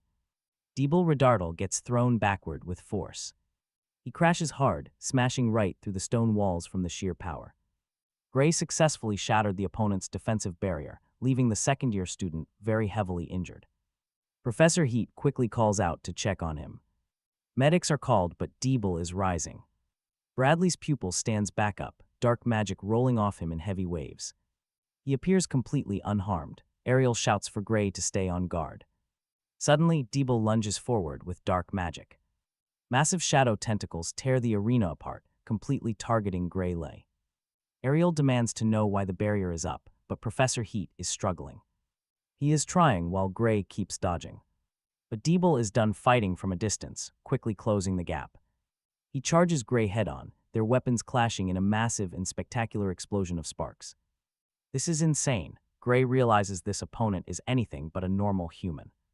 His ridiculous speed and sheer physical strength are just way beyond any normal human limits. Then again, Gray is not normal either, wielding massive power. Breaking away from the clash, Gray quickly slips behind his opponent. Shockingly, Deeble seems to be totally fine. Gray delivers another strike from behind, aiming to end this fight. but he completely underestimated the enemy's speed. Gray takes a brutal counterhit to the gut, coughing up blood. His teacher Ariel screams in absolute horror, terrified her favorite student is going to die. Pushed to the brink, Gray knows he has to react immediately or lose. Desperate for power, Gray lets obsession take hold. His aura shifts into something terrifying, and he swings with savage precision. The clean cut shears off both of Deeble's arms. A strange energy floods Gray. An unknown force pushed him to deliver that strike, right from those newly severed limbs. Thick, oily dark magic begins pouring out, leaving the spectating teachers in complete shock. They watch in absolute disbelief until the arena barrier finally shuts down. With the shield gone, the faculty immediately rushes in. They restrain Deeble, stopping the fight. Gray lines heavily on his sword, completely exhausted, as a sharp, sudden pain stabs his heart. Deep cuts across his body split open, and blood starts pouring out. He is severely hurt. Ariel uses healing magic. Realizing he is close to death, she barks orders for assistance. With the extra help, Ariel feels Gray's vital signs finally stabilize. A few moments later, he somehow manages to push himself all the way back up to stand. Instructors are completely shocked. Ariel realizes his soul remains unharmed. Even after pushing past his limits, his core is completely safe. She assures everyone that the healing magic worked and he is now out of danger. Their strategy actually succeeded, blunting the opponent's counterattack completely. Professor Heat had predicted this. Ariel declared that without healing magic, Gray could die. Ariel was furious with Heat, but he immediately fired back. He argued they kept the damage low enough for healing magic to work. Either way, Heat planned to back up the counterattack entirely on his own. It would take time, but Diebold was already moving. Redardal was rushed to the clinic as things were confirmed. Through all this chaos, one major fact was officially confirmed. The second-year representative's barrier was triggered by Gray Lee's strike.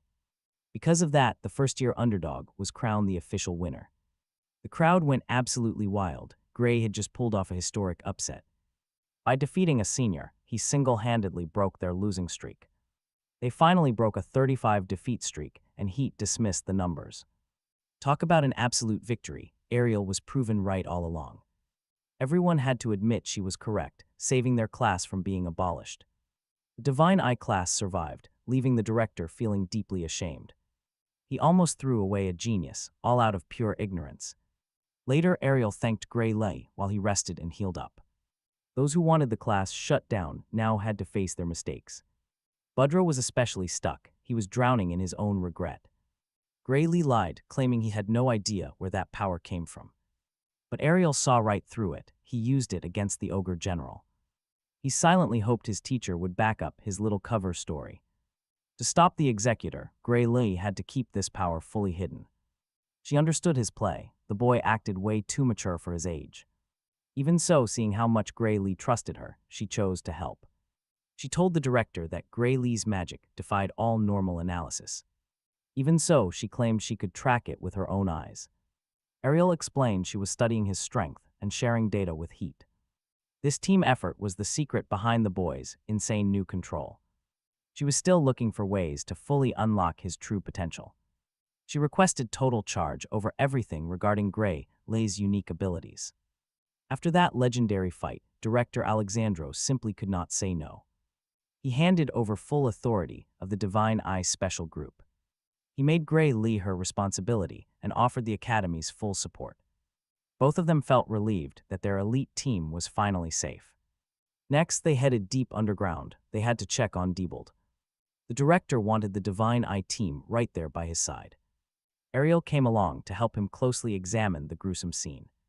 The readings confirmed that the dark energy used on Diebold was familiar. It directly matched the executor, proving those research crystals were used again. When the director asked what happened to him, Ariel delivered bad news. Diebold Redardal was dead. His life was completely snuffed out by the Force. She explained that the very second the magic triggered, he was gone. The dark power likely corrupted his soul from the inside. This whole trap was clearly designed to target Gray Lee from the start. It was bitter revenge for him taking down Varian Bradley using Diebold. Radar was manipulated right after Varian Bradley died, hinting at a third faction.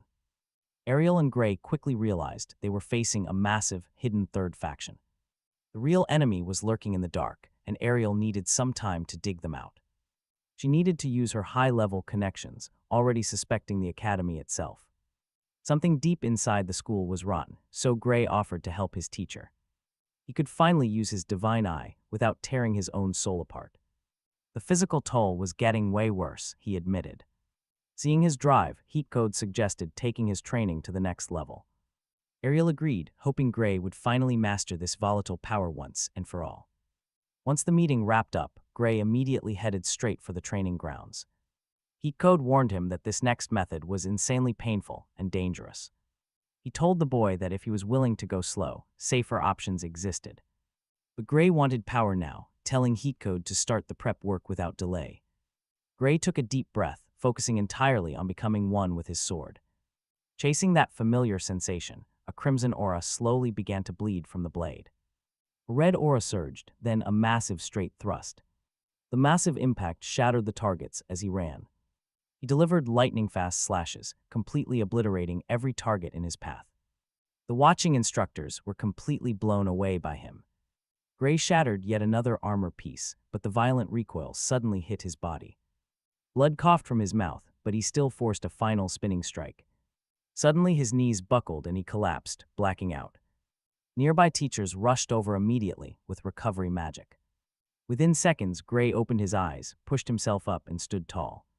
Heatcode noted that his physical endurance was actually improving compared to last time. His body was slowly adapting, but he didn't even realize. He was just too deeply locked into a perfect state of flow. But once the adrenaline faded, the deep agony finally caught up. The teacher explained this agonizing pain meant he was breaking limits. Still, Heatcode knew this was pushing too far. He left the final choice of whether to continue entirely up to Gray. Naturally, Gray chose to keep going, eagerly aiming for another round. But Professor Ariel suddenly showed up, demanding they shut the training down immediately. She insisted on a strict limit of once per day, but Gray protested. He argued his soul was safe, and his body was already fully healed. Ariel shot back that magic heals meat and bone, but nerve damage is different. More damage will completely ruin his nervous system. She reminded him that he knew the risks better than anyone else here. Pushing further could mean losing all function in his hand permanently, Heatcode agreed. He admitted he was also heavily hesitating to run this multiple times daily. Another teacher questioned his desperate rush to grow stronger right now. Ariel sighed, taking the blame for dragging Gray into the Bradley mess. Now vengeful enemies are going to hunt him down, seeking absolute blood payback. The vicious clash with Diebold was merely the opening act of this war. Vicious, dangerous factions lurk within their very shadows. These criminals stole the magical catalyst for Bradley, but if they isolate them, even with tight security around Gray, she still worries if it will keep him safe. Because of that, getting stronger is the boy's only real path to survival. Gray insists that stopping the Executor experiment was entirely his own choice. Not hers, and deep down, his real target is the Liquidator. Ariel acknowledges his incredible talent, promising to do everything she can to unlock his full potential. Hearing this, Heath immediately realizes that the professor has a bigger plan in mind. Ariel then turns to Gray, asking if he wants to learn the absolute quickest way to grow stronger. Heath chimed in, suggesting that upgrading his weapon is the easiest shortcut. Swapping out the blade would instantly give him a massive power boost. After all, the Academy-issued weapon was supposed to be top tier. But it simply cannot handle Gray's explosive, rising power. No standard weapon can handle a force this massive. Looking at his shattered blade, she decides to take him to her personal vault. Heath is stunned that she would actually consider gifting her own private gear to a student. Spinning a key in the air, she casually summons a glowing portal. She announces that Gray has fully earned the right to wield her treasures. Talk about an epic upgrade, Gray stands there completely frozen. Stepping inside the vault, he is instantly greeted by towering piles of glittering gold. The space is utterly massive, filled with countless legendary treasures and artifacts. Ariel leads the way, scanning the giant chamber to locate the weapon armory. Once they arrive, she tells Gray to choose whichever blade speaks to him. Gray looks around, realizing that almost every single blade here radiates a dangerous aura. Heath reminds him that he won't find a better collection of weapons anywhere else. Ariel admits that choosing is tough with so many legendary weapons in one place. Normally she would have him test them all, but they do not have the time. Because of how his power works, they only have one shot at getting this right. They will have to test them carefully, starting with the absolute sharpest blade in the room. Gray steps forward and lifts an incredibly massive, heavy sword for his first trial. Ariel notes that despite its massive weight, the blade cuts with pinpoint precision. A wooden test target is summoned, so Gray can finally put it to the test. He plants his feet, twists his body, and unleashes one devastating, heavy strike. Boom, the wooden target is completely obliterated by the blast. Not even a scratch. Ariel loves the power but worries about the speed. Heath agrees even the sharpest blade is useless if you cannot hit your target. Still, it is a great backup weapon to use against heavily armored opponents. So Ariel handily decides to gift him a magical spatial storage pouch. This way, he can carry the heavy sword around without feeling any of its weight. Gray is hesitant, asking if she is really allowed to just lend him this. She replies that letting him use it is far better than leaving it to gather dust. Besides, she wants to entrust the blade to someone who can truly master it. And when Gray finally confronts the mastermind pulling the strings behind Varian, the Executor Summoner himself will deeply regret ever crossing paths with this blade. Hearing this, Gray remembers his painful defeat against the Liquidator, sparking a new fire. Driven by that painful memory, he sincerely thanks the professor for the incredible gift. But Heath steps in, warning Gray that he still needs to be careful.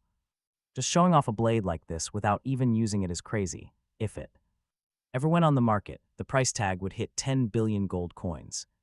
Hearing that massive number, Gray completely freezes, hesitating to even hold it. This is just way too valuable, but Ariel flatly refuses to take it back. She is handing it over for keeps, not lending it. Gray still cannot believe it. Who would trust a kid with a fortune like this? Ariel simply shrugs. Protecting the divine eye is worth 10 billion to her any day of the week. Think of it as a delayed reward for saving the divine eye. Then she smirks. Ariel playfully asks him if their legacy is not even worth 10 million coins. Under that comical pressure, Gray folds. He quickly backs down. Bowing deeply, the young swordsman promises to treat this massive blade with absolute care. Still, Ariel wants him to pick out a regular weapon for everyday skirmishes. Gray never expected the professor to be hiding such a ridiculous treasury down here. Heathcote chimed in, noting that nobody in this world possesses a sharper gaze than Ariel. With a divine eye like hers, making a massive fortune is incredibly easy. Turning to the instructor, Ariel asks Heathcote which of these weapons he would recommend. Scanning the room, the instructor points toward a gold-hilted blade. Gray picks up the surprisingly thin, ordinary-looking sword to test its balance. He executes a series of incredibly fast, razor-sharp slashes through the air. It seems well-made, yet something feels completely wrong to Gray. Heathcote immediately agrees that this standard blade does not match his fighting style. Instead, he suggests a highly experimental weapon built for a very different purpose. He presents it, a strange sword covered in pulsing blue runes. The instructor tells the boy to give this unique spatial sword a try. Now watch the moment he touches the hilt, the blade glows brilliantly. He quickly realizes something bizarre. This blade has no actual cutting edge. Heathcote explains that it is a prototype built for advanced research. They engineered it for extreme durability, using a highly resilient blunt steel. Gray understands immediately. He gets the logic behind the experimental design. With the sheer raw power he wields, an actual sharp edge might be redundant. He points out that ordinary weapons would just shatter under his massive force anyway. As Gray keeps growing stronger, conventional steel will only hold him back. In the future, he must learn to fight without relying on sharpness. Using a weapon that relies on kinetic force rather than sharpness might be the answer. Because of that, this experimental blunt blade is actually a perfect match. The instructor demonstrates its power. It literally warps the target upon impact. Still, Ariel thinks he should keep a standard, sharp blade on hand. She wonders if there are any other unique weapons he wants to test. Though there are axes and spears, Gray only has eyes for the swords. He wants to inspect every single sword available in this massive vault. Next, he spots a crimson sword that feels incredibly light, yet durable. But wait, another blade catches his attention, a massive, unusually long weapon. A strange, lingering energy radiates from it. Ariel quickly explains its peculiar origin. It originally belonged to a former student who left it behind after graduation. It is no legendary weapon. Still, she gladly lets him test it anyway. Gripping the weapon, he finds it surprisingly comfortable, fitting his hand like a glove. The gleaming edge allows him to pull off incredibly fine and precise cuts. Gray realizes it feels completely natural, as if he had trained with it since birth. He honestly admits he has never wielded such an effortless sword in his entire life. Ariel suggests he test another sword to check how it handles his power. Gray asks if breaking this former student's sword would cause any trouble. Ariel smiles, saying any sword would be happier being used than just sitting idle. Gray nods in agreement and asks for the name of the student who forged it. Ariel reveals the student's name is Metallum Norum, leaving Gray completely stunned. He instantly recognizes that name as the most legendary magic blacksmith in the world. The sheer realization that he is holding an authentic Norum original completely blows his mind. Next, they quickly head over to the training arena to put the blade to work. The main plan is to thoroughly test the blade's strength and overall durability. Ariel explicitly wants Gray to push this weapon to its absolute limits. First, though, she hands him a weapon built with experimental tech. They decide to start with the most unusual weapon to see how his aura reacts. Gray focuses intensely on becoming one with the blade, releasing his mana to its peak. Suddenly, he loses his connection to the weapon and immediately tries again. He envelops the sword with his magic, immersing it fully to link with the steel. But sadly, nothing happens. His magic flat out refuses to activate with this weapon, which Gray finds incredibly bizarre. He tells Ariel that his body feels completely normal, without any power surge. Since the sword seems to be the issue, they decide to set it aside. Apparently, this experimental model just cannot handle Gray's unique abilities. Because of that, they decide to switch gears and try the most standard sword next. Ariel pulls a clean blade from a magical box and asks him to give it a shot. Once again, he begins focusing his mind to fully harmonize with the cold metal. As he readies his stance, his aura suddenly flares to life, completely activating his power. But right as his aura explodes, a mysterious voice suddenly echoes inside his mind. The voice whispers that time is running out and a reckoning is quickly approaching. Heathcote assures Ariel that releasing his power with this blade should be perfectly fine. Ignoring the voices, Gray instantly charges straight toward the targets. He strikes the training dummies, unleashing incredibly precise and heavy blows. Though the destructive power is the same, each of his swings feels unbelievably smooth. One quick vertical slash easily shatters the heavy armor. His entire body feels weightless as he darts around, landing strikes with ease. He demolishes multiple targets, and the watching mages immediately notice Gray is different. Everyone can see he is totally outperforming his last training session. Gray blurs across the arena, obliterating every target in his path. Moving at spectacular speeds, it honestly feels like he is flying through the air.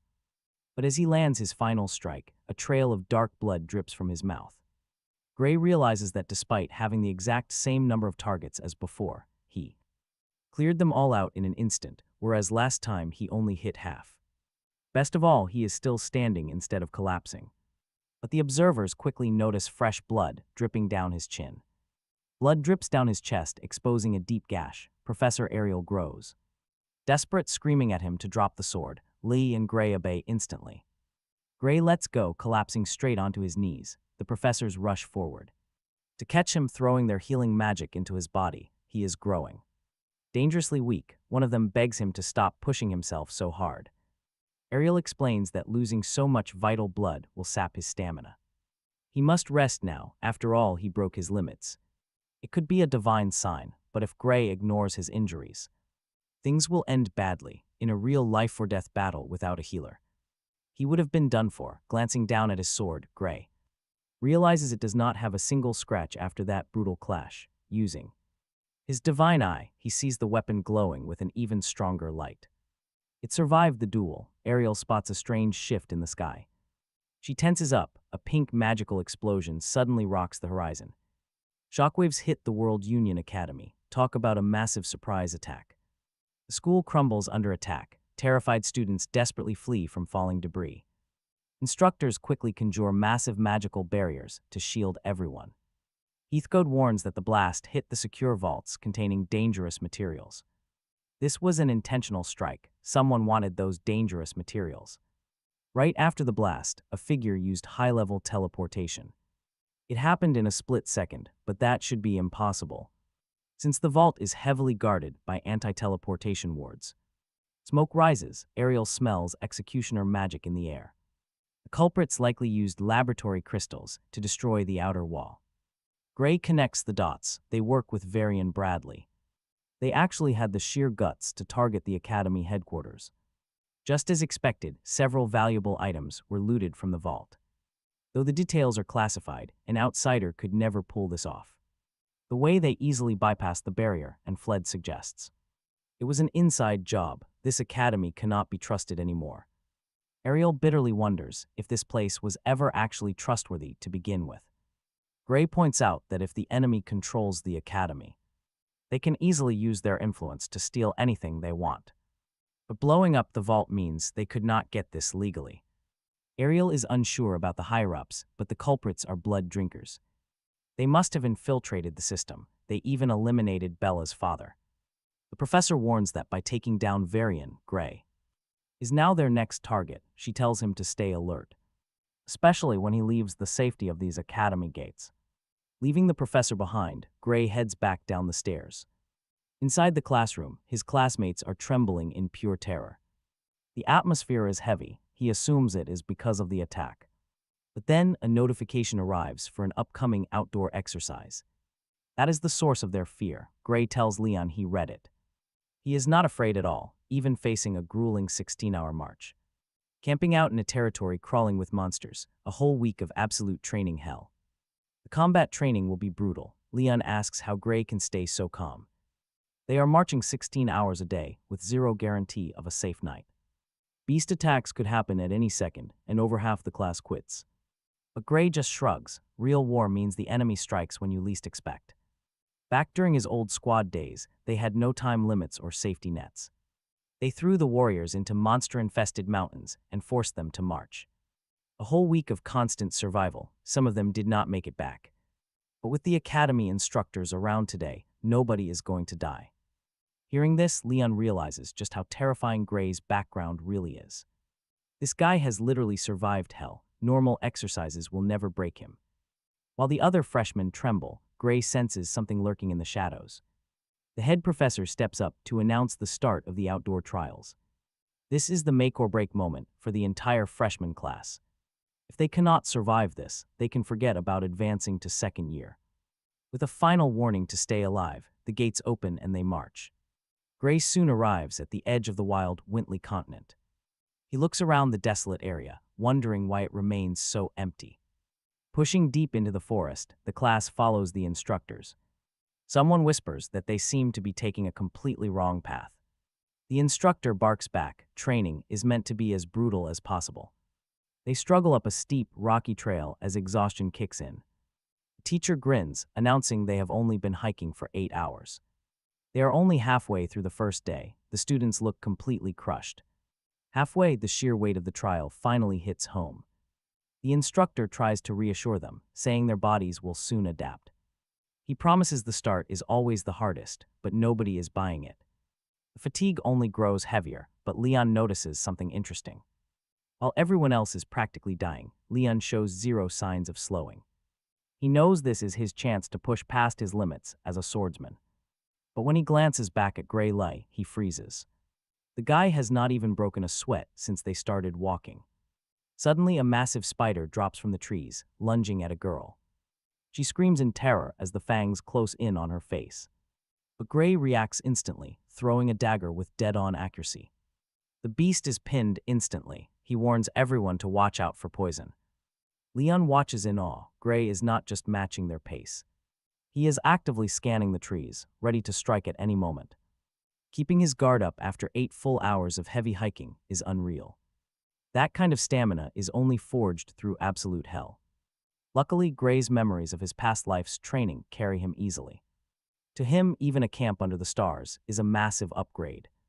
But Ariel's warning still rings in the back of his mind. Out here far past the academy walls, they are wide open. No real protection, no backup, just a prime target for an ambush. Besides the academy's proctors know the students' exact location, so for now.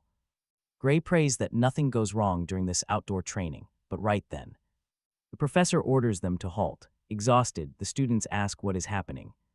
Heat announces that their next trial begins immediately. From now on, they will start a meal training exercise. Everyone brightens up, imagining a massive feast.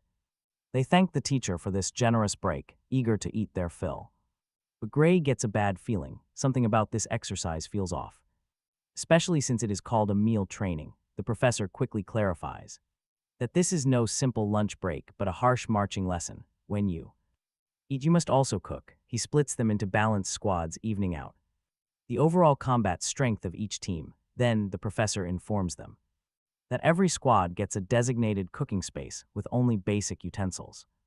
In Squad C, we have Leonhardt, Appius, Plua, Hides, and Bias. Meanwhile, in Squad D, Graylee takes the lead alongside Bask, Rumia, and Bonas.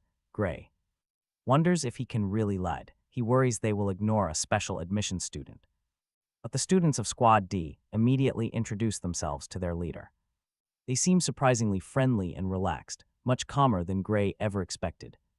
He honestly thought they would hate taking orders from him, so Gray asks if they are truly comfortable with him leading. The students look completely blank. To them, after Gray's legendary victory, nobody else could possibly lead. He is their most trustworthy peer, ready to follow him anywhere. They grab their gear and ask for his orders. Gray stands there, stunned by this massive shift in attitude. That previous duel changed everything. Realizing merit is everything here, Gray is interrupted when a student asks what they should do. The professor did not give them any actual food. They only have a single pot and a fire starter, nothing else. Professor Heat smiles, explaining that on a real military march, nobody feeds you. Leonhardt argues that modern operations rely heavily on magical storage support. But Heat counters that those luxuries only exist in fully pre-planned battles. He confronts the young noble, laying down a brutal reality check. If they must camp mid-battle during an emergency, or if their supply officer suddenly dies, they will face a long, brutal march with zero preparation. Besides, magical storage bags are incredibly rare, expensive treasures. Unless they are in a massive elite army, everyone carries their own gear. Exactly like they are doing right now. Without basic survival skills, they die. The harsh truth silences the entire crowd. They stand there completely speechless. Even Leonhardt bows and apologizes. Gray is stunned. He had no idea. He treated his magical bag like a cheap sword case. Now he knows its true worth. But their professor is not entirely heartless. He actually has some good news. The forest ahead is crawling with bloodthirsty, wild monsters. Fortunately, the academy spread a powerful magical repellent along their exact trail. But to secure their dinner, they must step off the safe path, where the repellent fades, allowing vicious monsters to emerge. Repellent active, the wild beasts are already lurking nearby. In Squad D, the nervous members ask their leader, Gray, what to do. Gray tells them straight, they have to hunt these monsters to survive. No other choice. Suddenly, Gray spots fresh tracks on the path. Droppings everywhere. Small and medium beasts are definitely close. Gray is confident a sword will do, but the squad is absolutely terrified. Real combat is a different beast, and this massive forest feels endless. It is daunting, but Gray explains that the task gets easier. If these monsters are carnivores, they will actively search for the group. Sitting still means competing with other squads for prey, so they must move. If they hate fighting, they can always settle for bugs and snakes. Bugs and snakes make great survival food when there is nothing else. Still, one of the girls in the group really wants to hunt. Why settle for insects when the forest is full of actual monsters? Another student nods, saying Gray is leader and they follow his orders. So Squad D steps into the woods and starts looking for tracks. A strange scent. Gray catches it and instantly yells a warning. Brace yourselves, a massive, furious bear bursts right out of the bushes. The beast lunges directly at a squad member, freezing him in fear. He barely dodges, shocked by how fast the creature actually is. But his body moves on its own, pure academy survival instinct. All those brutal exams are finally paying off in this split second. Drawing his blade, he slips behind the beast and strikes hard. A clean, heavy slash tears right through the monster's flesh. Blood sprays, but the wounded bear immediately swings its massive claws. He is wide open. Oh man, this is about to end badly. But Gray leaps in, saving his life in the nick of time. With one precise flash of steel, Gray slices the bear's hand off. The beast screams in pain, swinging its remaining arm with fury. Gray doesn't hesitate, cleanly severing its other hand as well. Within seconds, Gray finishes the beast and smoothly sheathes his sword.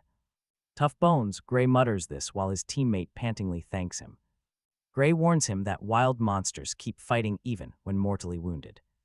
Focus on not getting hit instead of just rushing the kill. The rookie admits this is nothing like their mock training battles. Real combat hits completely differently than sparring with classmates. Soon they carve up the bear meat and roast it over a campfire. Everyone is surprised by how decent it tastes, but Gray explains. The taste of monster meat varies wildly depending on the species. That is why researching local monsters before any expedition is key. If they ever need food in unknown lands, hunt wild boars. Boars avoid poisonous plants, and their meat always tastes pretty good. A classmate notices Gray has studied survival skills on top of swordsmanship. Gray tries to keep it humble, downplaying his own knowledge. He claims he is no expert, but then another sound cuts him off. A rival squad stumbles out of the woods, begging to share food. After all, the previous hunt was a total disaster, having even resorted to trying to eat wild frogs. Gray casually comments that the heap of food they managed to secure is actually enough to feed an entire classroom. He hands over some shares, making the starving students absolutely thrilled. But their joy is completely cut short when the stern professor steps in, declaring that food exchanges between teams are strictly banned, and every single student must hunt for themselves. The instructor immediately sends the empty-handed squad packing, forcing them to look elsewhere with heavy, defeated steps. After another brutal, exhausting march, the professor finally calls a halt. They will set up camp right here. From this moment on, the real field training begins. Gray's team is just glad they filled their bellies, while others collapse in sheer exhaustion. One of them asks if they still need to forage for the upcoming days. Fortunately, the serious Professor Rent explains that they will actually be provided with basic rations and tents.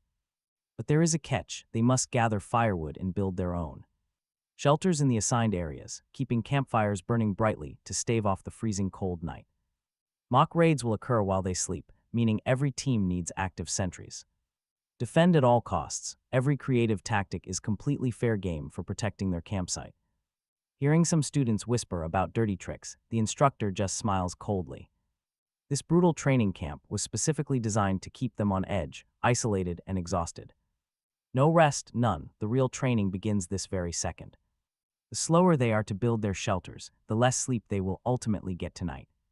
Gray immediately huddles his group to plan the night watch rotation. His anxious friends suggest pairing up, which would let everyone get at least some decent rest. But to keep things tight, they settle on single guards per shift instead.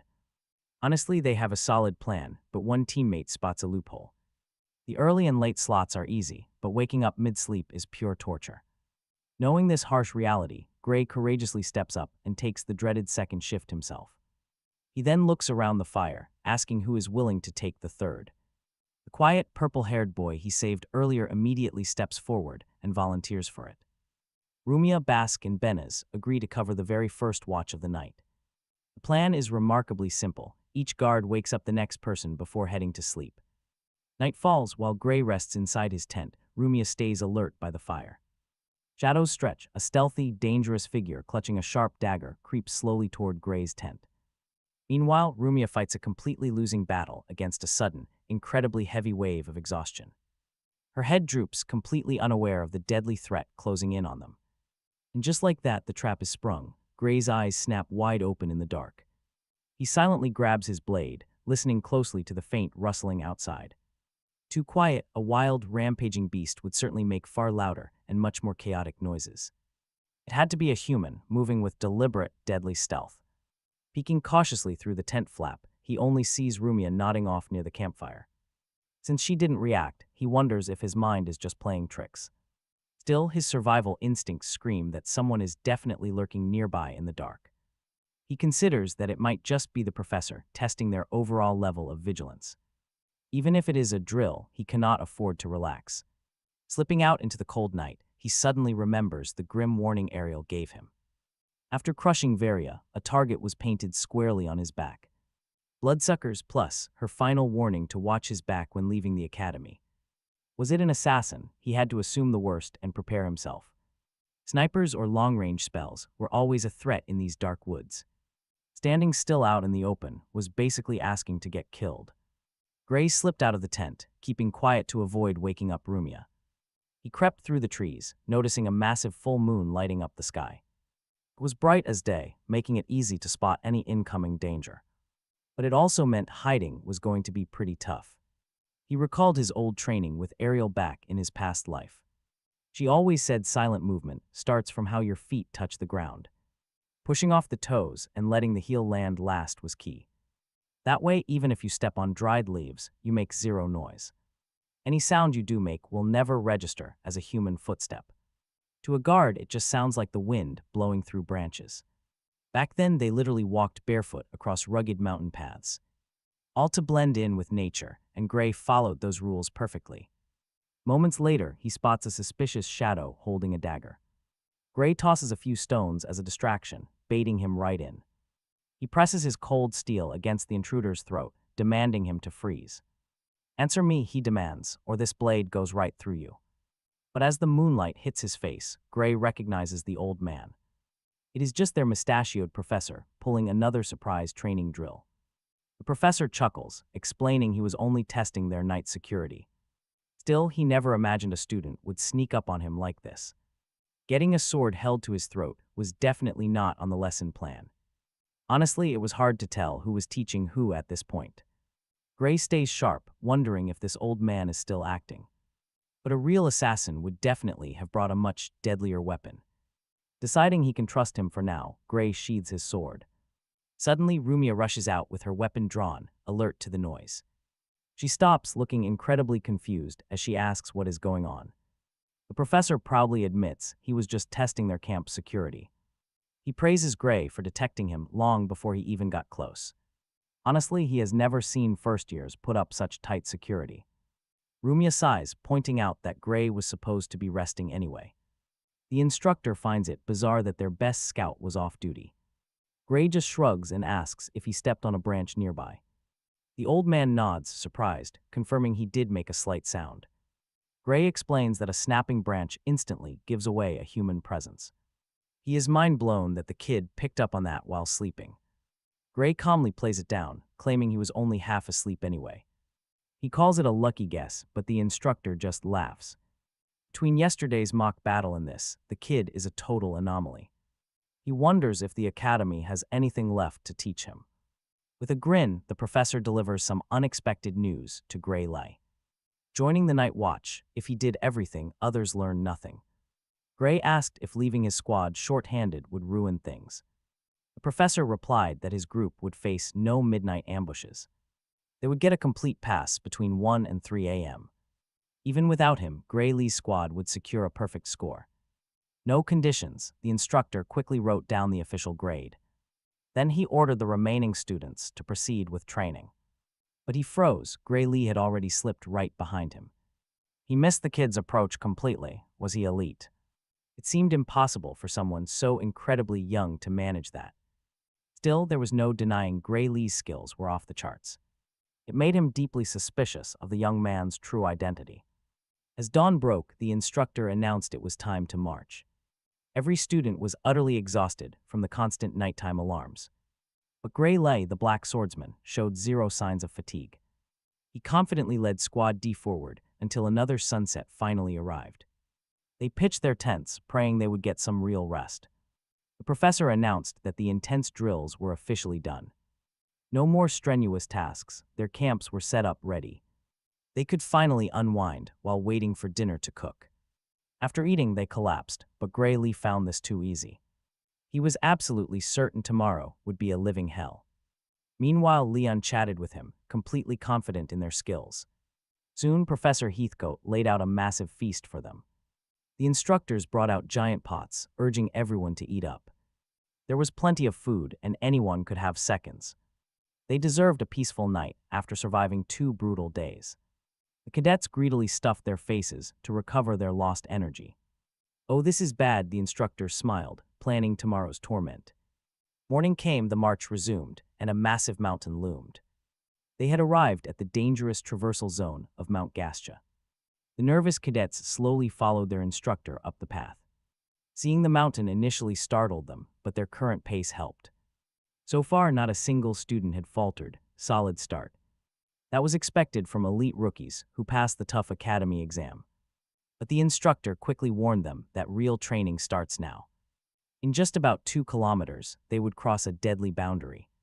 They were entering the swampy territory of the fierce water lizards.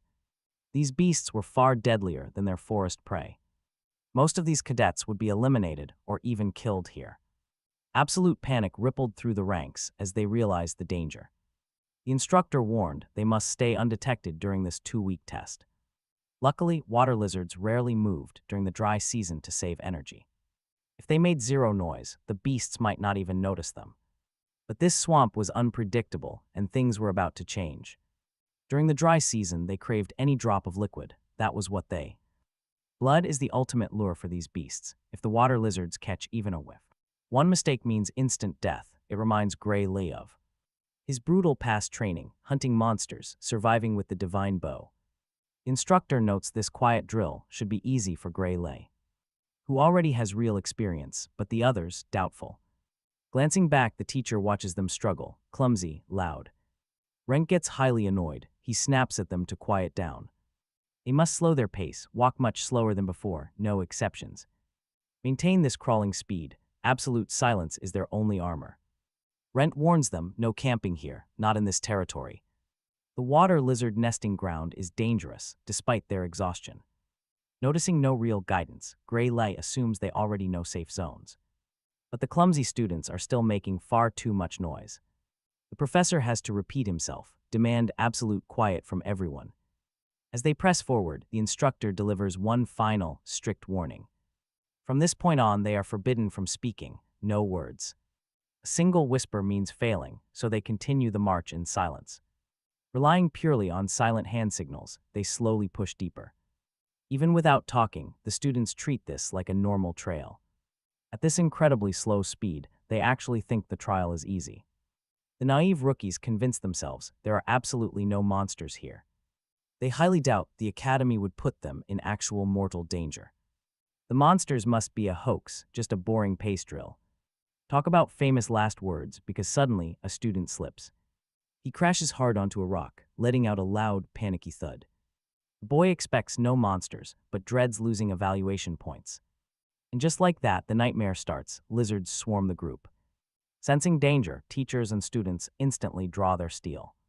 The fallen boy freezes in sheer terror as a beast charges. The wild lizards leap, ready to tear them to pieces. Heathcote jumps into action, striking down a lizard with his blade. He drives his sword straight into its head, killing it instantly. But another beast lunges right at the terrified students. Leon steps up to be the hero, but his blade completely bounces off. Not a single scratch is left on its thick, armored skin. Angered, the creature pivots and charges directly at Leon instead. Just in time, Heathcote rushes in and lands a heavy punch. He screams at them to fall back, retreat immediately. The instructors quickly form a defensive wall around the lizards. They yell at the terrified students to run as fast as possible. Even the teachers are barely scratching their thick hides. It is painfully obvious these monsters are out of their leg. The instructor explains they must make the beasts bleed to dry them out. Losing fluids in this dry season will weaken them, but Leon wonders about the rainy season. What happens if they encounter these things in wet weather? The instructor simply replies they would easily become the beast's dinner. Those deadly water lizards, because of them, this march only happens after confirming there is absolutely no rain. With the immediate area cleared of those pests, the professor finally gives the students permission to speak. Speak too early and you die, instant death. Silent, tense, the group slowly trudges up the steep mountain. After taking down a few more beasts along the trail, they finally reach the summit. The moment Professor Heathcote calls an end to the brutal march, the students collapse. Everyone collapses, totally spent, but Leon is only mentally exhausted. Having to stay absolutely silent the entire time made the journey 10 times harder. While the rest of the class is dying from exhaustion, Leon remains totally unfazed. Professor Heathcote warns them that the lizard attacks have actually gotten much worse lately. He warns that once they cross into the next territory, talking will be banned again. Before they move out, the professor asks if anyone has any last questions. Grayly speaks up, pointing out a strange cloud gathering in the distance. A giant dark cloud, and it is heading straight for them. Heathcote takes a look and discusses it with Professor Wormel. Wormel points out that these clouds shouldn't form in this season. The dark mass expands. They decide to turn back immediately. Cancel the drill. Professor Wormel is not having it. He insists they should push forward despite the threat of incoming rain. Heathcote fires back. This weather is completely unnatural, and student safety comes first. Safety first, that matters more than any training exercise. But Wormel has run this drill for years, demanding they trust his experience. The stubborn, mustachioed instructor decides to simply speed up the march instead. This upcoming storm seems like the perfect survival test in his eyes. He orders the students to keep up as if their lives depend on it. Judging by their progress, he is confident they can handle a little storm. He warns everyone not to fall behind or waste time fighting lizards. Stay quiet, absolutely zero noise is allowed on this entire march. Just as Grayly predicted, a heavy downpour suddenly begins to drench them. Heathcote immediately senses something off about the extreme humidity in the air. He suspects this rain isn't natural at all, but rather summoned by magic. Even the stubborn Wormel starts to realize how bizarre this sudden weather is. Leon quietly approaches Wormel, asking if talking aloud right now is truly safe. And right on cue, a massive water lizard lunges from the shadows. In ambush, the beast strikes Wormel with absolute force. It's a brutal blow, but the veteran professor barely manages to dodge it. He counters instantly, burying his sword deep into the beast's arm. A deafening shriek, the monster retaliates with a tail whip. Wormel brings his sword up, just in time to block the incoming strike. Though he manages to wound the lizard, the impact sends him flying backward. Panic spreads through the students, but the professor quickly scrambles back up. Watching the clash, Leon expects a high-ranking instructor to have better reflexes. Leon expects better reflexes from someone of his rank. He should have dodged. Yet Wormel is left bleeding, even with his focus completely on countering. They realize they are dealing with a threat far beyond their training. Lizards, even knowing their traits, the beasts moved way faster than in dry weather. Conditions, Heathcote barked orders for the students to stay sharp while they pushed forward alongside the other professors. He charged into battle, weapon ready. To slay the beasts, he landed a heavy blow right on its back. But the giant lizard whipped its tail out, catching Professor Heathcote completely off guard. The impact sent him flying. The monster lunged, but the professor scrambled back up and finished it off. Working together, the four professors somehow managed to take down the monsters, but they paid a steep price. Every teacher was injured and unfit to continue. Seeing this, Wormel immediately called off the training, ordering everyone to trigger their emergency teleportation spells. But then, the female professor made a grim confession. She had been trying to cast the spell for minutes, but nothing was happening. Another teacher asked if anyone else here could get the magic to work. But another explained the brutal truth. The entire teleportation network was completely jammed between this endless rain and the blocked retreat. They suspected someone was deliberately blocking their only way out of here. Wormel panicked. How on earth were they supposed to escape this trap? The professor suggested their only real move was to hold tight and wait for the storm to pass. Heathcote quietly suspected there was a chance this downpour was artificial, meaning it would have to end eventually. They decided staying put gave them a much better shot at survival than trying to force their way through with zero energy left. Thankfully, the last clash ended without any deaths, praying that Heathcote had a backup plan. The team rushed to heal Wormel. But there was a catch. The lizards grew far more active in the rain. Knowing that waiting around was a death sentence, Heathcote desperately searched for a way out. Right then, Gray spoke up, his voice cutting through the heavy downpour. He told the professor that if he kept healing, he could keep fighting. Heathcote realized the kids' crazy healing power might actually give them a shot.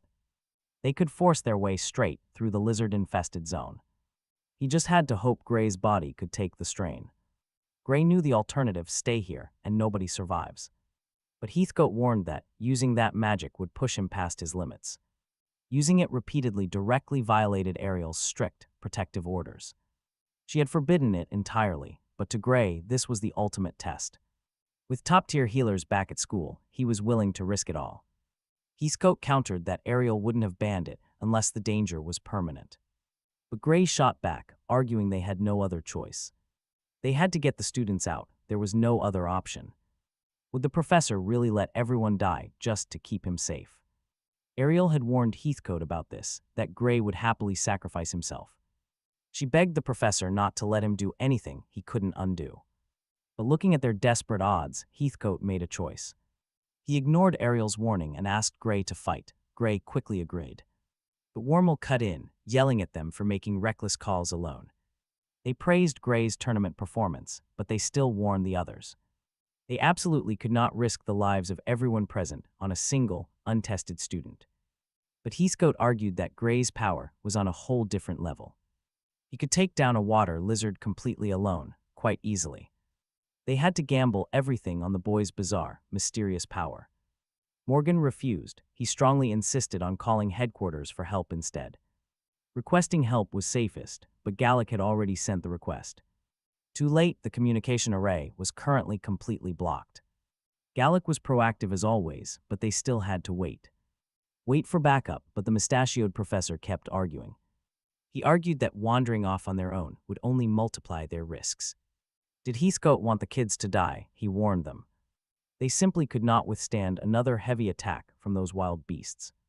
So waiting for reinforcements to arrive was by far the safest option. Wandering outside was dangerous, so he ordered the students to keep quiet. Keep quiet, he ordered, since other monsters could easily smell their voices. The kids huddled under the trees, waiting out the storm, then movement. More water lizards emerged, shocking everyone as Heathcote drew his blade. He grabbed his sword ready, as Gray Lie did the same.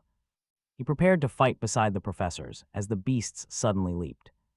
Instantly, the entire group launched a fierce, high-speed counterattack. The instructors successfully flanked the monsters, slashing from front and back. But a massive lizard tail whipped out, hitting a professor, hard. Heathcote immediately charged the giant lizard to retaliate. He unleashed a flurry of attacks with absolutely ridiculous speed. One lizard fell. Instantly, another professor rushed to heal their ally. He cast his healing magic directly on the wounded teacher to stabilize him. But the noise drew more trouble. 2 more lizards advanced. Gray prepared to draw his sword, while Heathcote loudly rallied the group. Their ultimate duty was to protect the kids, no matter what. With a heroic pose, they lunged forward at absolutely insane speed. The students watched the fierce battle unfold, completely amazed by the display. They were in awe of the sheer power their instructors wielded against them. Even against multiple enemies, they perfectly demonstrated the gap in their power. Heathcote barked out an order to focus all attacks on one target first. That was the best way to cut their numbers. They instantly complied. They dodged deadly swipes, focusing entirely on one beast. Suddenly, one of the professors successfully plunged his blade deep into its chest. The students cheered wildly, celebrating the swift defeat of another massive threat. With only one left, they noticed the professors had barely taken any damage. The healer was easily patching them up, making the students believe they would win. They were certain of victory as the instructors advanced on the last lizard. But right as they charged, 2 shadows lunged from behind. 2 sword-wielding attackers appeared out of nowhere, a brutal ambush. Both professors' arms were cleanly severed by Gray Lee himself. He took down both traitor professors in one swift blow, leaving the students speechless. Gray Lee kept pressing the assault as Heathcote thanked him. For now, he and the other remaining professor would keep the lizards busy. The moment the last beast fell, the professor turned to demand answers. He confronted the 2 traitors, demanding to know what they hoped to achieve. Stabbing Heathcote in the back was a death sentence. He demanded answers. Desperate, Wormel lied, claiming he was only fighting lizards when his arm got severed. The other traitor, a massive man, backed up the lie and demanded justice. He pointed an angry finger, demanding the immediate arrest of the criminal Gray Lie. But the remaining professors scoffed. Everyone here saw exactly what they tried to do. These fencing students might be young, but they are certainly not blind to treachery. Heathcote noted that assassination plots were actually quite common. Kidnappings and targeted hits happened all the time around an elite academy like this. They were surrounded by powerful enemies who wanted their highly valuable members dead. It was clear the traitors tried to use the battle as a cover. They wanted to take out a key professor while the guards were completely absent. Their goal was to either slaughter the students or kidnap them for leverage.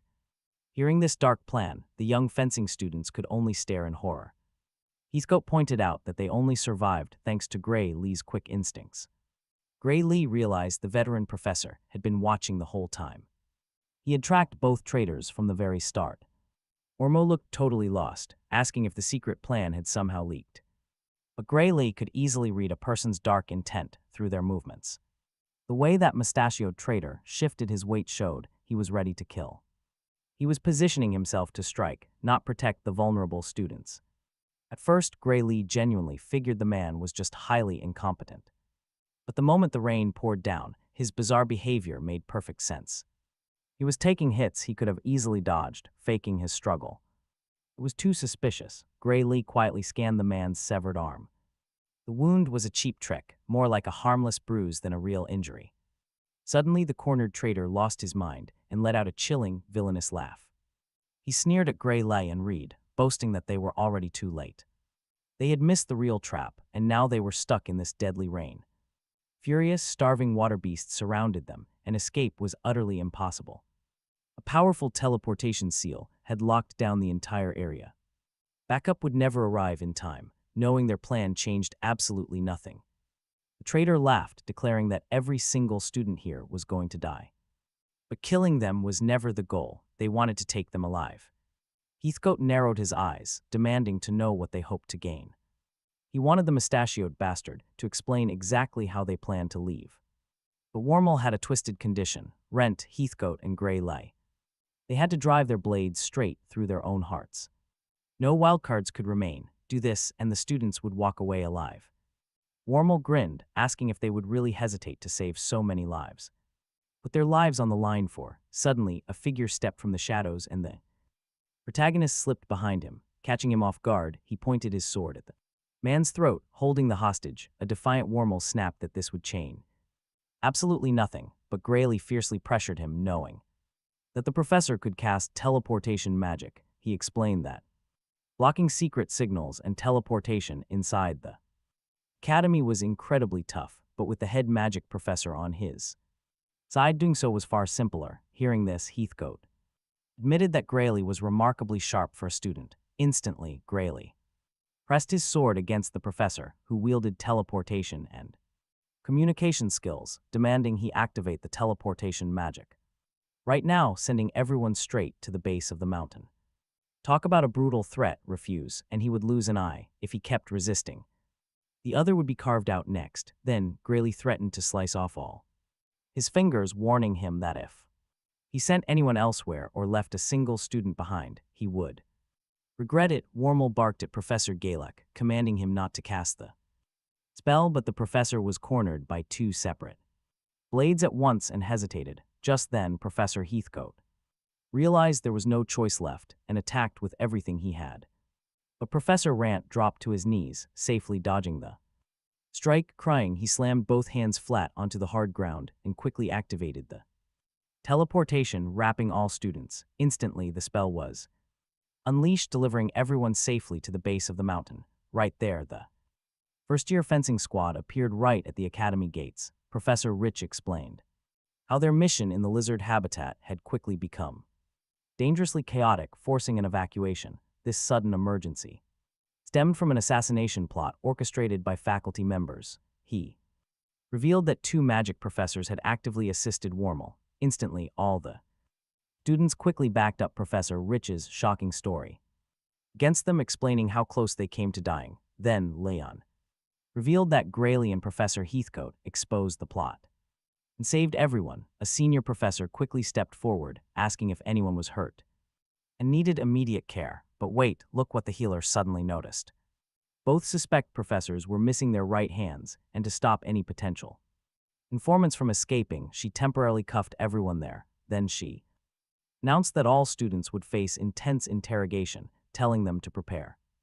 They were grilled, each professor was questioned alone, and the interrogation was handled by the academy directors. Once they confirmed the Eyewitness accounts they waited. Director Alexandro struck his gavel demanding complete silence. He then stood to read the verdict.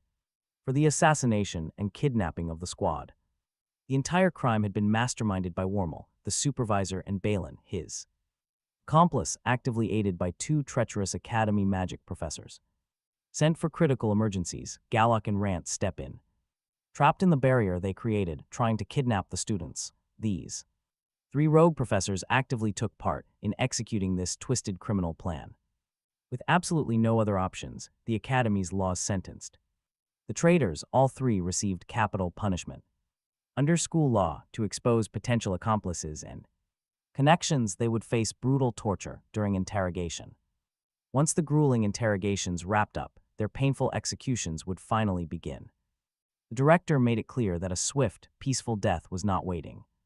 A long process lay ahead, yet Armand claimed he already confessed to everything, trying to avoid interrogation. The director just glared at him, feeling a terrifying, dark pressure. Armand, watch this. He actually tries to run, but another professor slams him down hard. Heathcote was even injured in the scuffle. The director, highly irritated, ordered the three culprits taken away immediately. Gallock was also guilty, but at the last second he abandoned the plans and helped the students escape. This saved him from execution. In the end, his guidance helped those terrified kids escape safely, minimizing collateral damage, so he escaped the brutal death penalty.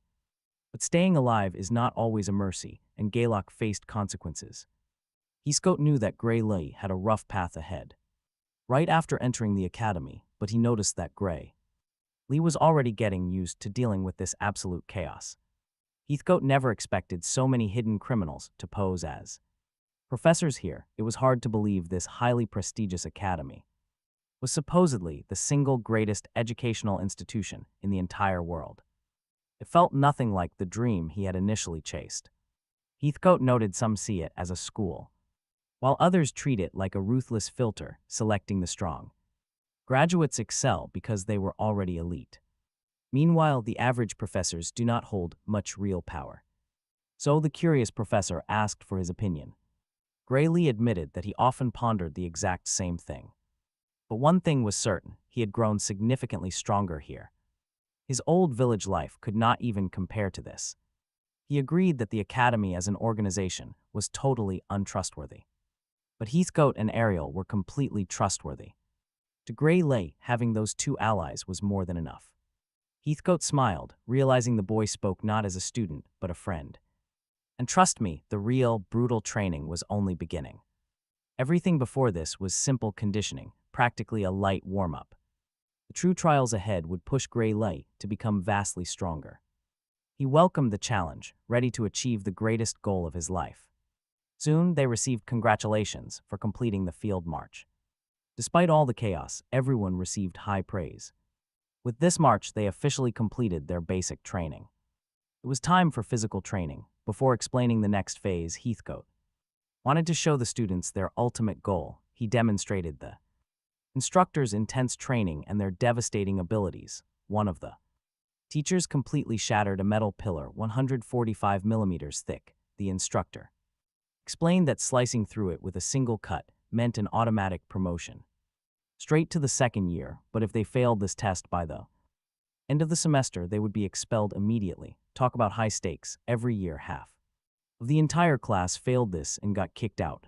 The instructor made it clear that graduating from World Union Academy was rare, since most either quit or got expelled. Then he went on to explain what happens to those who fail. If a student gets expelled in their first year, they transfer to a regular academy back home, but because of their elite training, they will breeze through classes and easily stand out as the top student in the whole class, or they could just get a job with the elite Royal Guard as a high-ranking swordsman. To normal citizens, anyone accepted into the academy is already on a completely different level. Even those who get expelled are incredibly gifted, they just could not keep up with the survivors. Gray Lee recalled Arya's words about the massive gap between this academy and everywhere else. The teacher told them to stop stressing over failing and instead focus on slicing the metal pillar. Still, the students doubted if it was actually possible to cut something so solid. The teacher handed a sword to a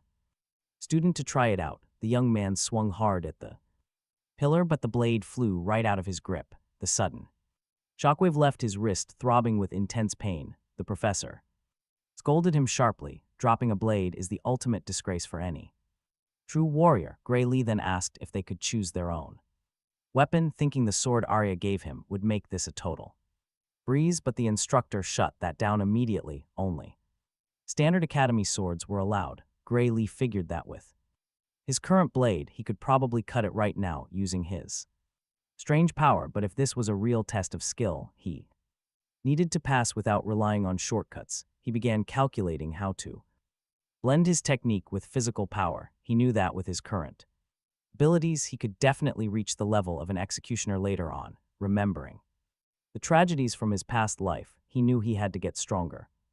The teacher noticed their pale faces and addressed their silent doubts. They were probably wondering if cutting metal was even possible, or if they needed freakish strength like Gray Lee to survive the year. But the instructor made a point. Veteran teachers were actually far stronger than Gray Lee without needing giant muscles. The massive power gap between them was absolutely mind-blowing, and the secret to that difference, channeling pure life force straight into the blade. Gray Lee had learned about this in his previous life, using life force to compress ether. Apparently, the World Union Academy developed a technique. They applied it to swordsmanship. Now the instructors were finally ready to teach the students how to do it. The professor explained that in modern times, complex theories were not necessary. He then revealed a draining demonic sword, a truly terrifying weapon. It forced vital life energy straight into the blade with every grip. Once they mastered this harsh feeling, normal swords would work just fine. He asked for volunteers. Silence. The students hesitated. Everyone wanted someone else to go first to see the effects. Gray Lee found the name weird. Still, he wanted to get stronger. He raised his hand. Leon did too. A sudden, tense rivalry. Leon was still furious. He had been useless against those water lizards.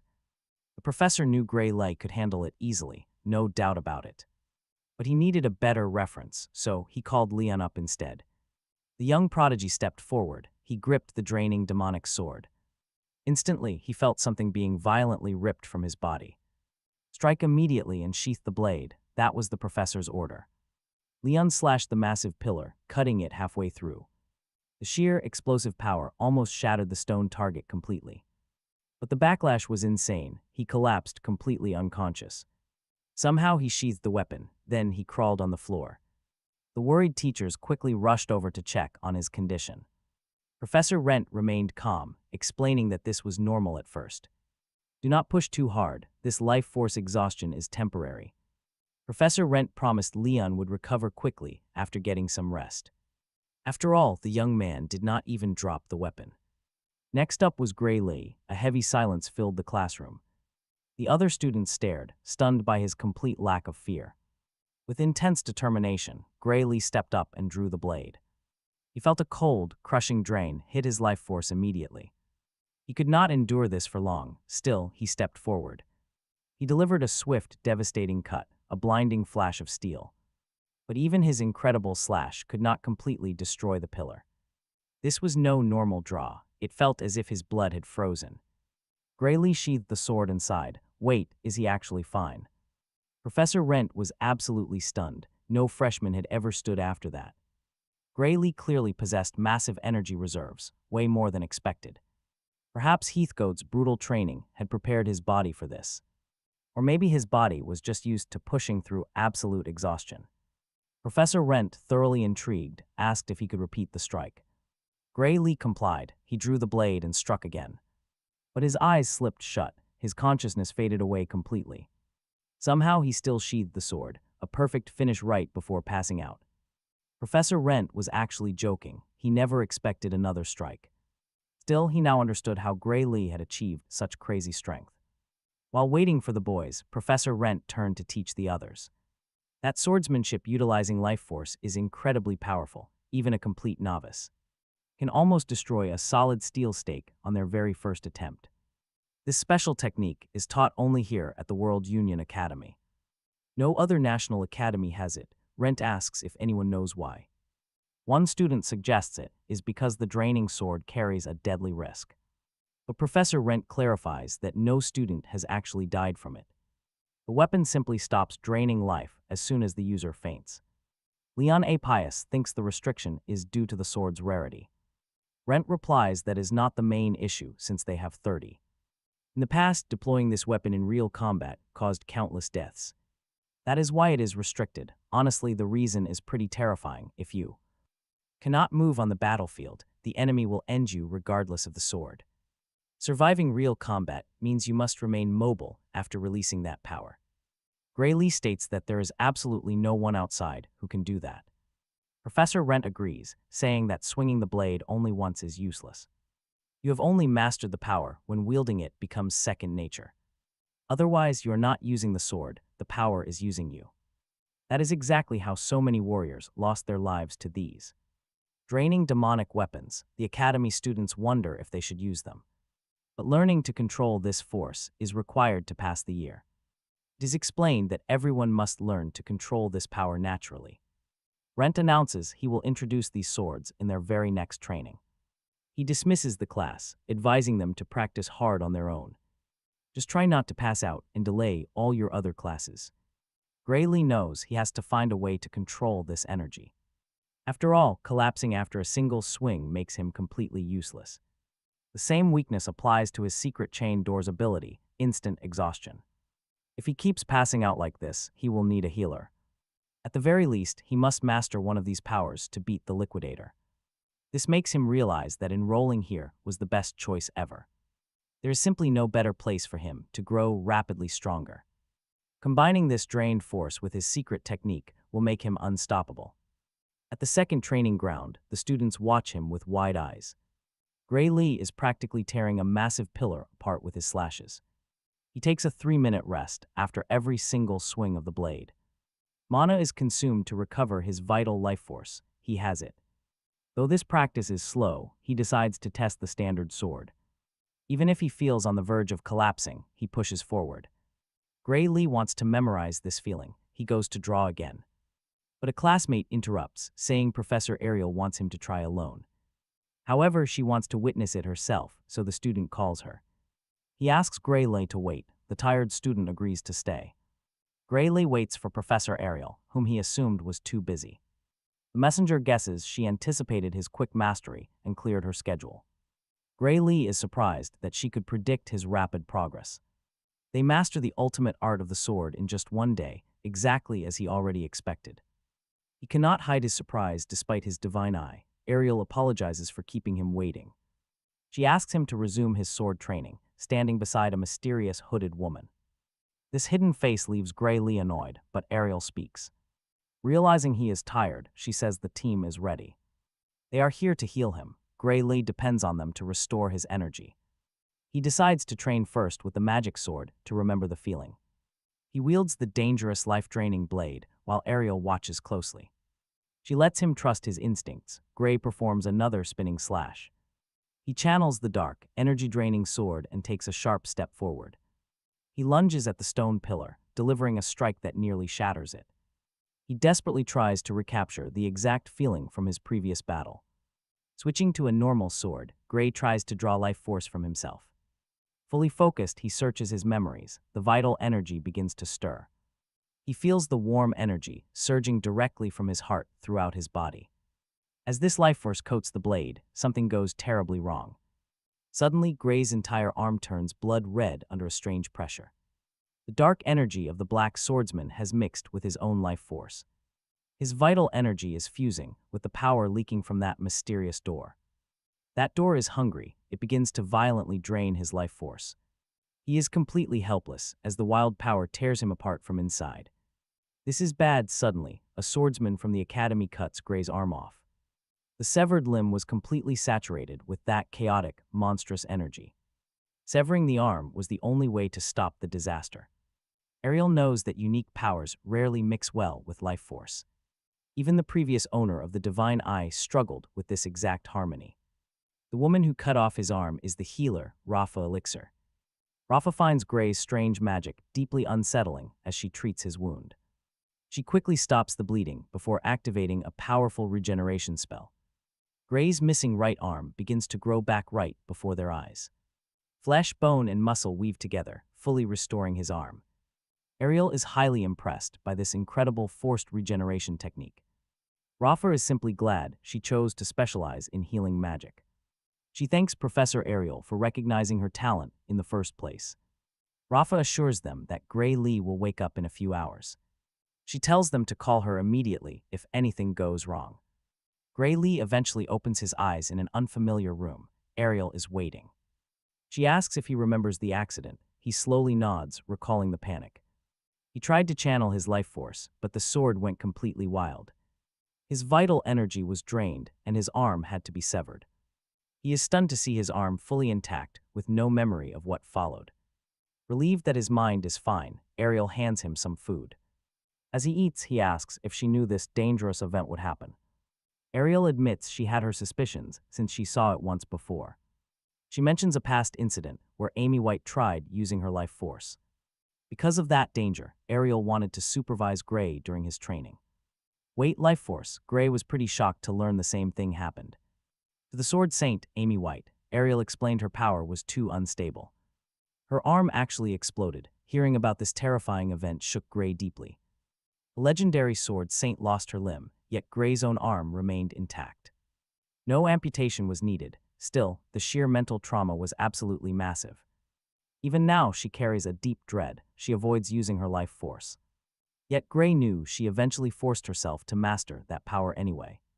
Professor Ariel nodded. The path to mastering it was incredibly brutal. So Gray asked a direct question. What method did she use? Ariel explained she used a magic contract to suppress Amy's wild energy. They slowly loosened that binding contract during her training sessions, allowing her to gradually manifest and control only her raw life force. This contract trick genuinely surprised Gray. He had no clue.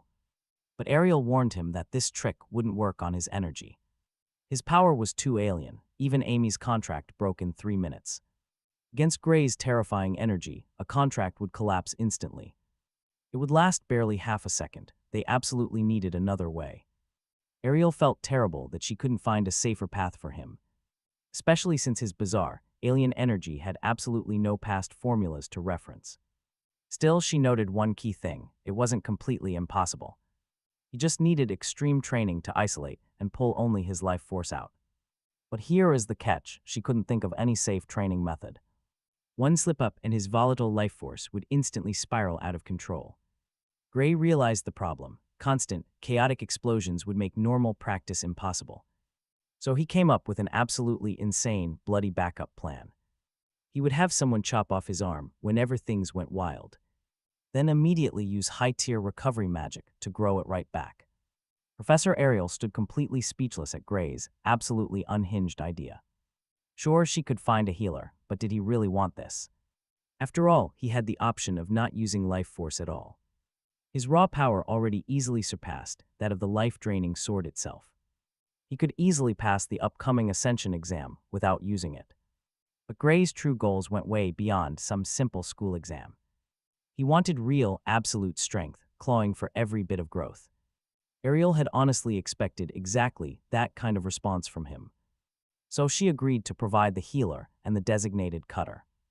First, Gray wanted to wield the life-draining magic sword to sharpen his senses. Now they just needed someone brave enough to do the cutting. Ariel ordered the standby observers to act the moment he lost control. Regenerating his limb would take until the next day.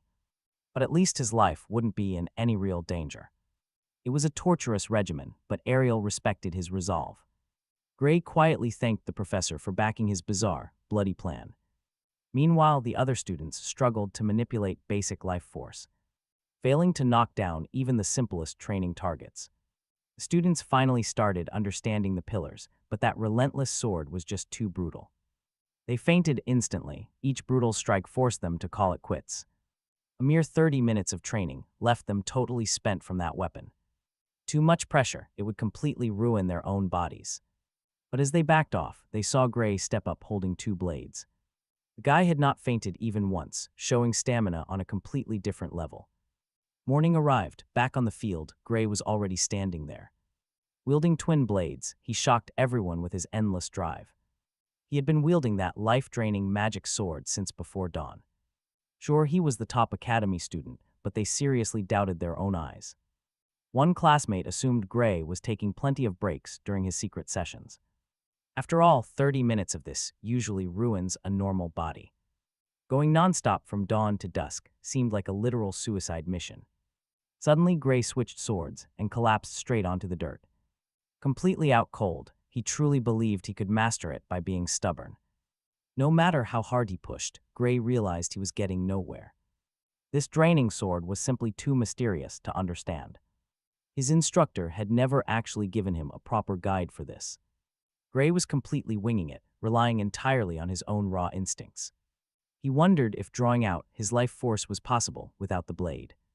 Remembering the Liquidator, he quickly brushed aside those negative thoughts. No giving up, closing his eyes, Gray cleared his mind entirely. He focused everything on the sensation of controlling his own vital energy. Unsheathing his weapon, he unleashed a devastating slash that shattered the stone pillar. He stared in disbelief. Had he actually sliced straight through a massive new obstacle?